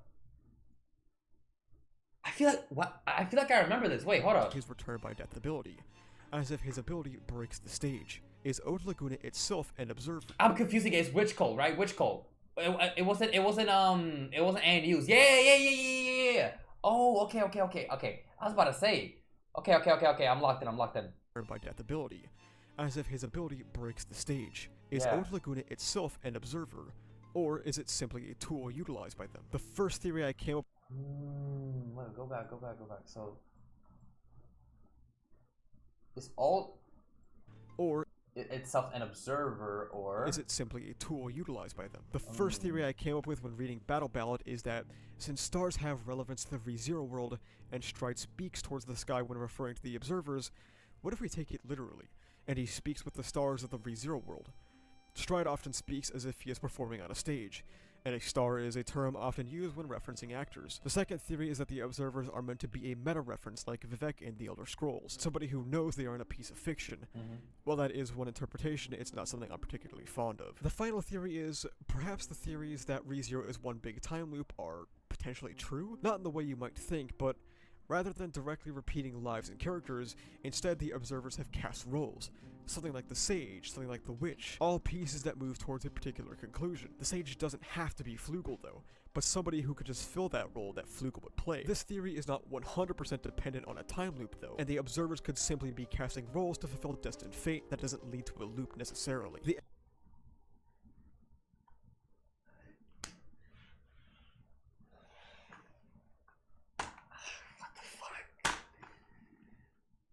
Son, what are we doing right now? And to be fair, that is a theory that this is like a time loop type of shit, right? Just with like, I guess like different characters and shit. Son, it's a crazy theory though. That's a crazy fucking theory. And, you know, I've been thinking about this shit, man. Maybe Flugel isn't Subaru, bro. I'm starting to think that, like, Flugel Subaru theory is too easy. There's some shit that I just don't know of yet, because I think people have mentioned that, like, you know, there's like a video that Asa made that, like, talks about Flugel. But, like, it's like Arc 7, 8, 9, and 10 spoilers, so, like, there's more to Flugel that I just don't know, and probably more hints. But, man, I really don't think that he's Flugel, or Subaru's Flugel. Like, honestly, I don't know who it is. Like, there's still like the dad theory. I don't know if that really holds up, but it's just like, who else would it be though? You know what I mean? And the whole like different characters in this like loop, right? To fulfill destined fate. This is fucking wild. What I'm reading right now, bro. Adalagna may being conscious. I saw a good idea that Pandora's power is more perceived reality bending power.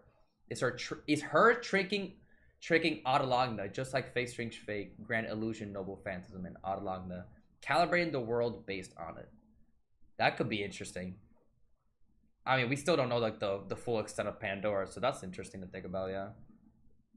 But the reason that I'm like doubtful about the Subaru equals Flugel theory, it's because one, the fact that like it's too easy. It's ReZero. It's too easy. I feel like it's a red herring. Like it's too fucking easy. I pretty much got like all the pieces of the puzzle already, bro. Like I oh yeah, it's so easy. And two is the fact that like Subaru would not act like Flugel. What do I mean by that? What Subaru? There was a line that Shala mentioned. Subaru would never bash himself. Like she was like, Master, but you would never bash yourself. That's not true. We know how Subaru is. The fuck? Second, would Subaru really leave Shala behind like that for so long? Like, there's like a lot of things that like go against Subaru's character. You know what I mean? Like, would Subaru do this? I'm not gonna lie. Like, it's a little iffy. I ain't gonna lie. Subaru equals Flugel doesn't work with memory loss to gluttony. Yeah, exactly. So I don't know about that one, bro. I like at first it was like, oh shit, but like now it's just like I don't know about that. And then also Al equals Subaru theory is I think gone at this point. I really don't believe in it either. I just don't know anymore, bro. And it just comes into like play here, but it does come into play here that maybe Flugel isn't Subaru, right? Because he's mentioning here the time loop stuff. Maybe Flugel isn't Subaru, but similar in some way. Like, I don't know, like, which is, I mean, definitely the Witch of Stench is definitely something to keep in mind there, right? And the whole, you know, there's so much similarities that like maybe Shala is just confusing Flugel with Subaru, but not because Flugel is Subaru. You know what I mean? Like, I don't know. Maybe it's another version of Subaru.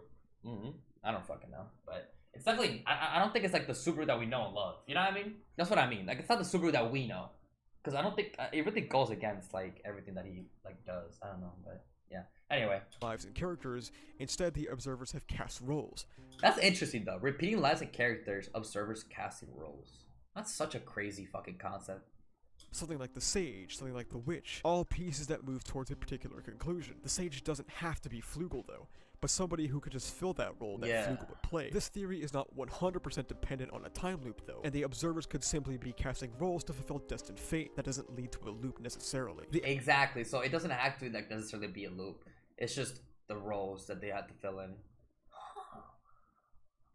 Looking at the stars, because like obviously the star, bro, this is crazy lore, son. Side story, by the way. Evidence of this is the existence of the Gospels to begin with. Yeah. As if they were following a thread of fate. Stride seemed confused when Roswell died in front of him, as if it wasn't part of the play curtailed by the script. Because, to be fair, the Gospel isn't... To be fair, the Gospel isn't like fully accurate, though. That's not a Tomb of Wisdom, bro. That's a Gospel, man. That's why it's not like fully accurate. It's just it's interesting though. Observers, huh? Like, hold on, let me let it play. To begin with, as if they were following a thread of fate. Stride seemed confused when Roswell died in front of him, as if it wasn't part of the play curtailed by the script. Stride may not have broken the time loop, but Subaru could have. Subaru multiple times has been able to circumvent established fate, as if he was the first to break his character role. Al also in Arc 3 remarks his annoyance that Ram is alive, as if her death was something that was supposed to come to pass. Would this make Al an observer? What the fuck is happening? What is happening? What is happening? What is that?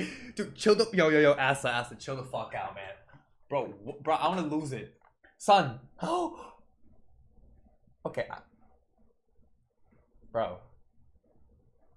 Subaru broke the time loop.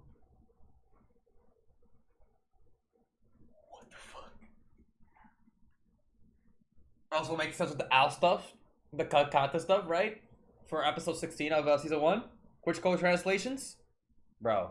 Subaru multiple times has been able to circumvent established fate, as if he was the first to break his character role. Which would make sense. The first to break his character role, circumvent established fate. That's what he does. He always changes fate. There's no established fate because he. Al also in Arc 3 remarks his annoyance that Ram is alive, as if her death was something that was supposed to come to pass. So, yeah, exactly. Like, if Ram was supposed to die, and then, whatchamacallit, also, we don't know Al's ability. Is it return by death? Is it something similar? Like, what is it? See, that's something I still don't know. I don't think Al is Subaru. I think the Al Subaru theory is very flawed. I don't think it makes any fucking sense. I mean, it does kind of, but I think that, I don't think it's Alice Subaru theory, but the ability itself that he has is still so iffy to me. I still don't know. Like, I still think it's like similar to Return by Death, because I don't know if it is Return by Death specifically. It's just he has some ability that kind of is similar to Subaru's altering fate type shit, bro. That Ram is alive, as if her death was something that was supposed to come to pass. Would this make Al an observer? It all kind of comes back to what is an observer? Are isekai people supposed to be observers?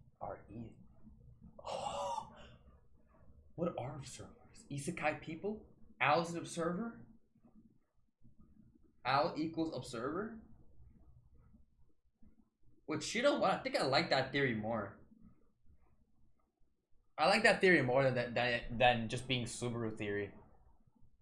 What the fuck, son? Supposed to come to pass. Would this make Al an observer? It all kind of comes back to what is an observer? Are isekai people supposed to be observers? Al, Flugel, Hoshin, with Subaru being the main standout, the only implication we have of an observer is Volcanica, something we'll get to later. The concept of predetermined fate and observers is something insanely interesting, and I enjoy the possibility of the spin of ReZero being one big time loop, but Subaru is destroying it. It's also— Bro, this is crazy, bro. One big time loop, but Subaru's the one destroying it. Yo. I did not expect this, like, lore shit at the end here. This is what observers, isekai people could be observers, bro. Subaru breaking the time loop, Al being an observer, bro. The whole Archbishop of Pride stuff with Stride, son. Oh my god, okay. Is Volcanica, something we'll get to later. The concept of predetermined fate and observers is something insanely interesting, and I enjoy the possibility of the spin of ReZero being one big time loop, but Subaru is destroying it. It's also important to note that Stride is the only Sin Archbishop we know of currently that lacks any star-related name, further entrenching him in being an existence solely designed to attempt to break free from the construction. He doesn't have a star name. Oh. Wait, son. He's signed the stars, y'all. Yo. You know what? I think it's more sus if you're not in the stars. Of currently that lacks any star-related name, further entrenching him in being an existence solely designed to attempt to break free from the construction. But let's get back to the story. Stride refuses to revere the Witch of Envy, saying perhaps, though, she is on the same side as himself, further fueling the idea that Subaru was brought to destroy the Observer's garden. Carol decides—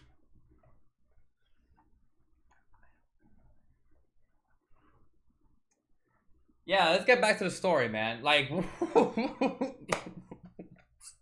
yeah, let's just go back.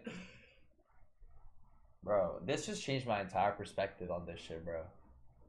I can't believe the Wilhelm side stories. Yo, this is a different perspective on the ReZero story, bro. saying perhaps, though, she is on the same side as himself, further fueling the idea that Subaru was brought to destroy the Observer's garden. Carol decides that just this once she will act in her own best interest, vowing to murder Stride. He is quite amused by this, calling her an ordinary woman and turning to Grimm, asking him if he has nothing to say. He calls him a madman simply passing by, and Stride says that is the best answer. As Carol and Grimm move to kill Stride, the dragon blows flames down on those on the rooftop. Teresia attempts to flee from the undead and the manifestation of sin, wondering if she still had her divine protection, would she kill them again? She gets grabbed by the undead, unable to shake them off. She hopes that, even if she is torn to pieces, her child is safe, as she calls out to her father, who responds. It's not just Veltol, but her brothers also come to save her. Oh, damn. Veltol tells Teresia his regrets, that he won't be able to hold his first grandchild, or be there for Carol's wedding. Oh, that hits. Oof, that's sad, bro. Oh, Veltol, bro. Hey, we were trolling with him earlier, but that's the father, man. Veltol tells Teresia his regrets, that he won't be able to hold his first grandchild, or be there for Carol's wedding, or make his next anniversary for Tishua something spectacular. Damn. But you can't live without having some regrets. Frybol, the previous sword saint— You can't live without having some regrets, dude. Yo, this shit is sad as hell, bro. Also appears, swallowing his pride. Teresia had held resentment for the man that she felt had burdened her with such a horrible fate, as Veltol tells her to live and not hold those burdens. She tells him that she always wanted him to name her child, as she returns to the real world. Melinda's evil eye defeated, returning all the townspeople to normal. Trias tells Melinda that she has no divine protections, and that right here, right now, she is just an ordinary woman. She avoids Trias' gaze, trembling before pushing her out of the way of the dragon's immense flames. Shasuke grabs Stride, leaping into the sky as the dragon breathes fire down on them, melting even the stone. Suddenly, Carol also leaps up, slashing open his left shoulder. Grim had also survived and held tightly onto Roswell's body. Carol yells out that she is a sheath, and Grim is a shield, and they shall remain companions of their sword. Damn. As the fight ends up on the Black Dragon's back. As the battle of Carol and Shasuke begins, Carol deals with him quite easily, as Stride jumps off the dragon. Melinda had pushed Teresa away and shut the door, left alone to mercilessly burn in that room. She begged Melinda to open the door, as all she could hear were screams of agony. She refuses, telling her Whoa, bro, there's so much going on. Hold on, my bad. Yo, what? the Black Dragon's back. As the battle of Carol and Shasuke begins, Carol deals with him quite easily, as Stride jumps off the dragon. Melinda had pushed Teresa away and shut the door, left alone to mercilessly burn in that room. She begged Melinda to open the door, as all she could hear were screams of agony. She refuses, telling her the child in her room bears no sin. The door finally opens, as Teresa watches Melinda jump off the balcony to reach Stride in the sky, both being swallowed by the dragon. Carol GG's. G fucking G's? What? Just like that? Okay. Alright. swallowed by the dragon. Carol, Grim, and Teresa finally reunite as Wilhelm continues fighting in the city. Kurgan points out that the evil eye has come undone, and that the fight here isn't quite over yet, as Wilhelm and Kurgan continued on. Yeah, so the evil eye got cooked. He never mentioned the names of Melinda's eyes, yeah. That's it. GG's. Okay. Wilhelm and Kurgan continued on. Wilhelm asks why Kurgan stays with Stride, and Kurgan tells him he is essentially his adoptive father. Kurgan tells Wilhelm he hopes he does not repeat his same parenting mistakes. Bro. The Emperor of Wallachia marries a great number of wives and has a great number of children, so that those children compete to kill each other to earn the title of Emperor. Yo, man, some of these ideals or just ideas, or I don't know what you call it, culture, whatever the fuck you want to say, bro. What are we talking about right now? The children compete and they kill each other? To kill each other to earn the title of Emperor. Such is the way of Wallachia. Stride was born weak. The way of Wallachia, my ass, bro. What? We just... frail, leading his family to believe him succeeding was impossible. His inheritance was renounced, and he was exchanged. Bearing the name Eight Arms, Kurgan had been granted an elevated position as the Empire's unparalleled hero. Kurgan took in Stride, and his heart throbbed in excitement at the bottomless darkness lodged in the eyes of the child. As Stride became an adult in accordance with his duty as a successor, he took care of the siblings he shared blood with by utilizing various schemes. Stride, however, had one big issue. Ever since he had a high fever one day, he had lost the ability to make children, making him unfit to be emperor. In response, Stride's father had attempted to poison the child to solve this problem, but during the illness...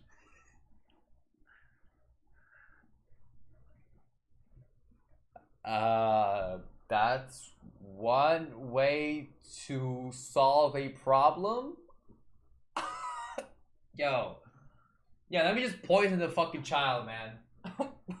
Bro. Children, making him unfit to be emperor. In response, Stride's father had attempted to poison the child to solve this problem, but during the illness, he saw the truth. He saw the way of the observers, seated in the heavens, looking down upon them with scorn. Stride was more frail than ever, but even if no one could, Kurgan would love his lonely, foolish son, who was unable to love others. Wilhelm finally overcomes Kurgan, who says that he has now placed his foot down on the steps of the Heavenly Sword. Wilhelm, however, responds saying he has no idea what he is talking about. Kurgan only mutters, "Magnificent," as he crumbles to the ground. He said it. Magnificent. He fucking said it, boys. He said the thing, man. Oh my god. And he crumbled too. Like, again, bro, what? who was unable to love others. Wilhelm finally overcomes Kurgan, who says that he has now placed his foot down on the steps of the Heavenly Sword. And he Wilhelm, won. however, responds saying he has no idea what he is talking about. Kurgan only mutters, "Magnificent," as he crumbles to the ground. Wow. No one had ever recorded anything about encountering a dragon other than Volcanica. Whoever this black dragon was could be a history-redefining being. High up in the sky, a silver gleam swooped up and pierced the dragon's black wings. As Wilhelm began to fight the dragon, Grimm runs to Wilhelm, telling him to hold on, as shit. Wilhelm literally fights for his life. Wilhelm notes that no dragon should fight this way, acting as if it's an amateur. This is no dragon anymore. This is the last essence of Stridvlakia's being. Teresia steps out, using her status as the Sword Saint to inspire everyone to fight against the dragon. Dragon charges its breath, but Wilhelm stabs his sword in the bottom of one of its mouths, stopping it from releasing its fire. From the other head, he takes Grimm's shield and slams it down its maw, making it so the fire explodes in its own throat. For the Oh, bro. Dude, Will is so tough, man. Yo, the level of detail, yo. Oh my god. its breath, but Wilhelm stabs his sword in the bottom of one of its mouths, stopping it from releasing its fire. From the other head, he takes Grimm's shield and slams it down its maw, making it so the fire explodes in its own throat. For the final head, he grabbed its mouth that had been slashed and twisted it around so that it released its fire at its own wings. Wilhelm plummets to the ground as Bordeaux catches him. Wilhelm, however, knows the fight isn't over yet, and as he gets back up, Bordeaux stops him. His Majesty has stirred. Wilhelm first thinks of the king, but then he looks up. What he instead sees is a dragon. Not the same dragon he had been fighting though, but the divine dragon Volcanica. Compared to Volcanica, the once large black dragon now seems pitiful in comparison. What the fuck? Oh, so he pulled up. Oh, he pulled up, man. This is actually him, right? This is actually like him, like his like design, right? Bum finally pulled up. He actually pulled up, bro. I'm not gonna lie, this is a tough ass design. I ain't gonna lie, he got aura. You know what? Hey, you got it, bro. Yo, this design is crazy. What a crazy fucking design, dude. What? He can be considered above puck level? True. Dragon. Not the same dragon he had been fighting though, but the divine dragon Volcanica. Bro. Compared to Volcanica, the once large black dragon now seems pitiful in nothing. comparison. Volcanica refers to it as Valgren, calling it a pitiful child. Wait, you said Valgren? Valgren, pitiful child? Bro! Calling it a pitiful child. Wait. Let me hear the pronunciation again. Bro, that is funny as hell. Volcanica refers to it as Valgren. Valgren, and it's calling it a pitiful child. That's the sky crazy. Twisted and turned, as the flames all around them were cleansed in an instant, alongside healing all of Wilhelm's wounds. Volcanica opens his mouth, letting loose a white beam at Valgren that destroys him and only him. Okay. Volcanica's fucking broken. Holy fucking shit. What the fuck? What? He pulls up. Will's healed. Just shoots a whole Kamehameha, bro. A whole ass white beam and just fucking destroys Valgrim. Okay. Jesus Christ. Letting loose a white beam at Valgren that destroys him and only him, completely protecting the surroundings. Valgren, which had caused so much destruction, was turned to dust in mere seconds. The city begins to celebrate their victory, as the subjugation of the Blight Dragon comes to a close, and Stridvlakia's nightmare ends. It was raining on the day the funeral was held, 10 days after the subjugation had succeeded. They have gathered here today to celebrate the life of Roswell J. Mathers. A young child walks up to Wilhelm and says his mother told him a lot about him. It's Julia's child, Carl. There we who go. will grow to be known as Roswell K. Mathers. There we go. I was about to say, yeah, because that's not the end of it, bro. There it is. The child. Oh, bro. He gives the boy a knight's bow, thanking Julia for everything she had done for him, and letting Carl know he is at his service. They get to talking, and Wilhelm seems shocked by Carl's maturity, feeling like he is in fact speaking word for word to Julia herself. Carl says he is still dependent on his butler Clind, but one day, he will bear the responsibilities of the Mather's house. Carol tells Carl that his mother died for her and apologizes, but Carl simply tells her that Mom would be delighted from the bottom of her heart that she was safe. Carol begins to refer to Wilhelm as Sir. As with Veltol dead and Theresia having no siblings, the title for head of the Astrea household falls onto Wilhelm. Miklatov takes a seat in a rusty iron guest room with a giant, stating that Gionis had entrusted the giant to him. He asks why the giant helped them out despite hating humans, and the giant affirms his hatred, but feared more that his brethren would have died as well. Miklatov asks if the man has any discomforts, and he responds with just a laugh, rattling his chains. He was born with discomfort, and one day he will realize just who ought to be chained. The giant known as Valga Cromwell, or Old Man Rom, survived to tell the tale. Wilhelm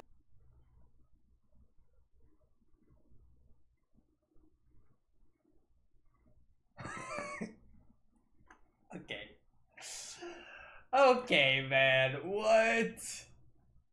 Bro, I was like, cause my God, I've been talking for a while. My bad, bro. Bro, as soon when Asa does this, bro, when Asa does this shit about like his name was, I was like, who the fuck is it? Who?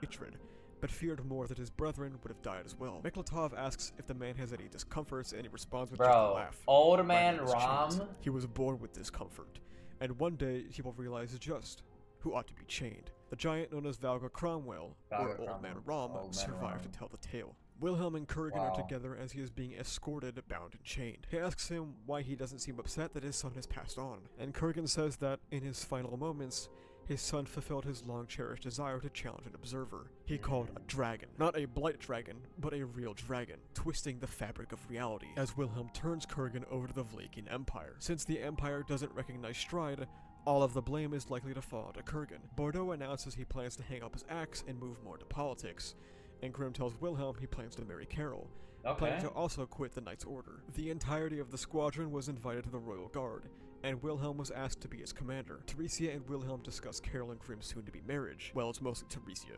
as Wilhelm sits with his eyes closed, trying to listen to the sound of his child. Theresia says he still wishes Veltol got to name their child, jogging Wilhelm's memory and pulling out a letter from Tishua containing a list of names, many marked off, considered and rejected, or signs of excitement around them, but only one amongst them, just one, the last one remaining, had a circle around it. Heinkel Astrea. Theresia tells Wilhelm she loves him, and asks, what about you? He says, you know that, still not saying those 3 words. We're still ending off the side story with this man not saying I love you, man. Rough, dude. Rough, man. Circle around it. Heinkel Astrea. Theresia tells Wilhelm she loves him, and asks, what about you? He says, you know that, still not saying those 3 words. Battle Ballad was something unbelievably special.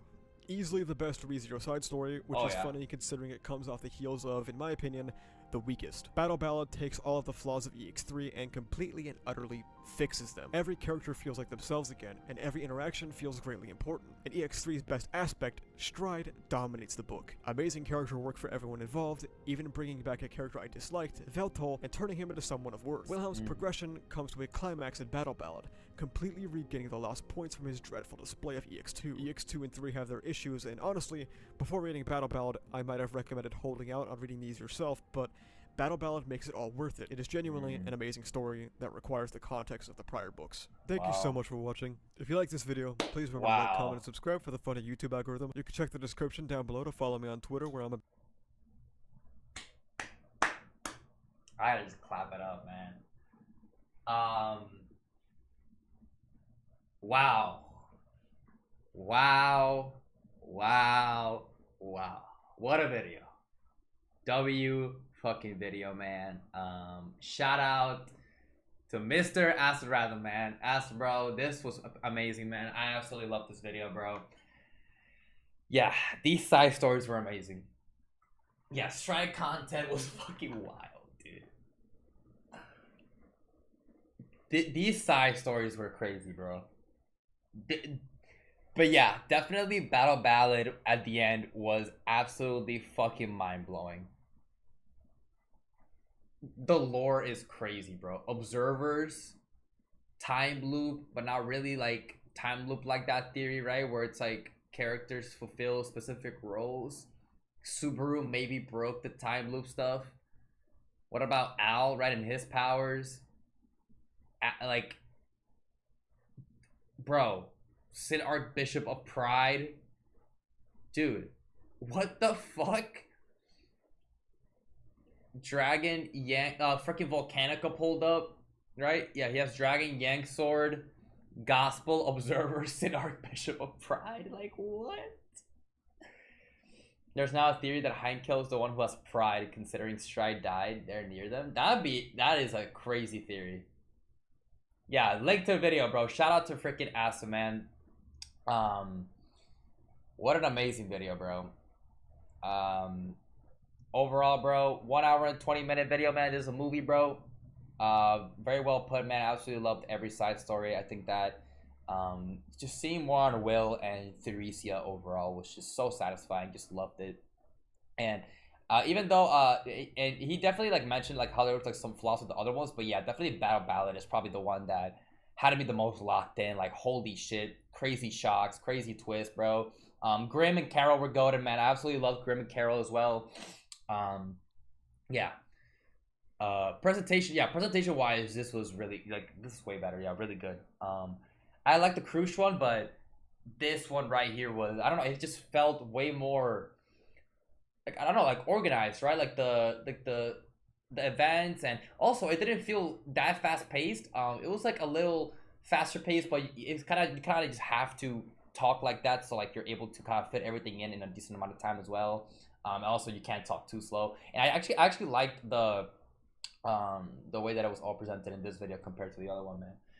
Really well put, bro. Once again, shout out to AsarathaHS, bro. Thank you so much for the Wilogy, bro. The ReZero Wilogy, man. The Stride dub was also crazy. The link to the video right there in chat, man. Sabuzz sent it. Link also in the description. Shout out to AsarathaHS once again. It'll be in the description of the video if you want to check it out for yourself. That is going to be it for today, bro. If y'all enjoyed and you're new, subscribe. Leave a like down below. Check out the ReZero plays for some other stuff, man. As always, have a good day, and I'll see you guys next time. See you guys.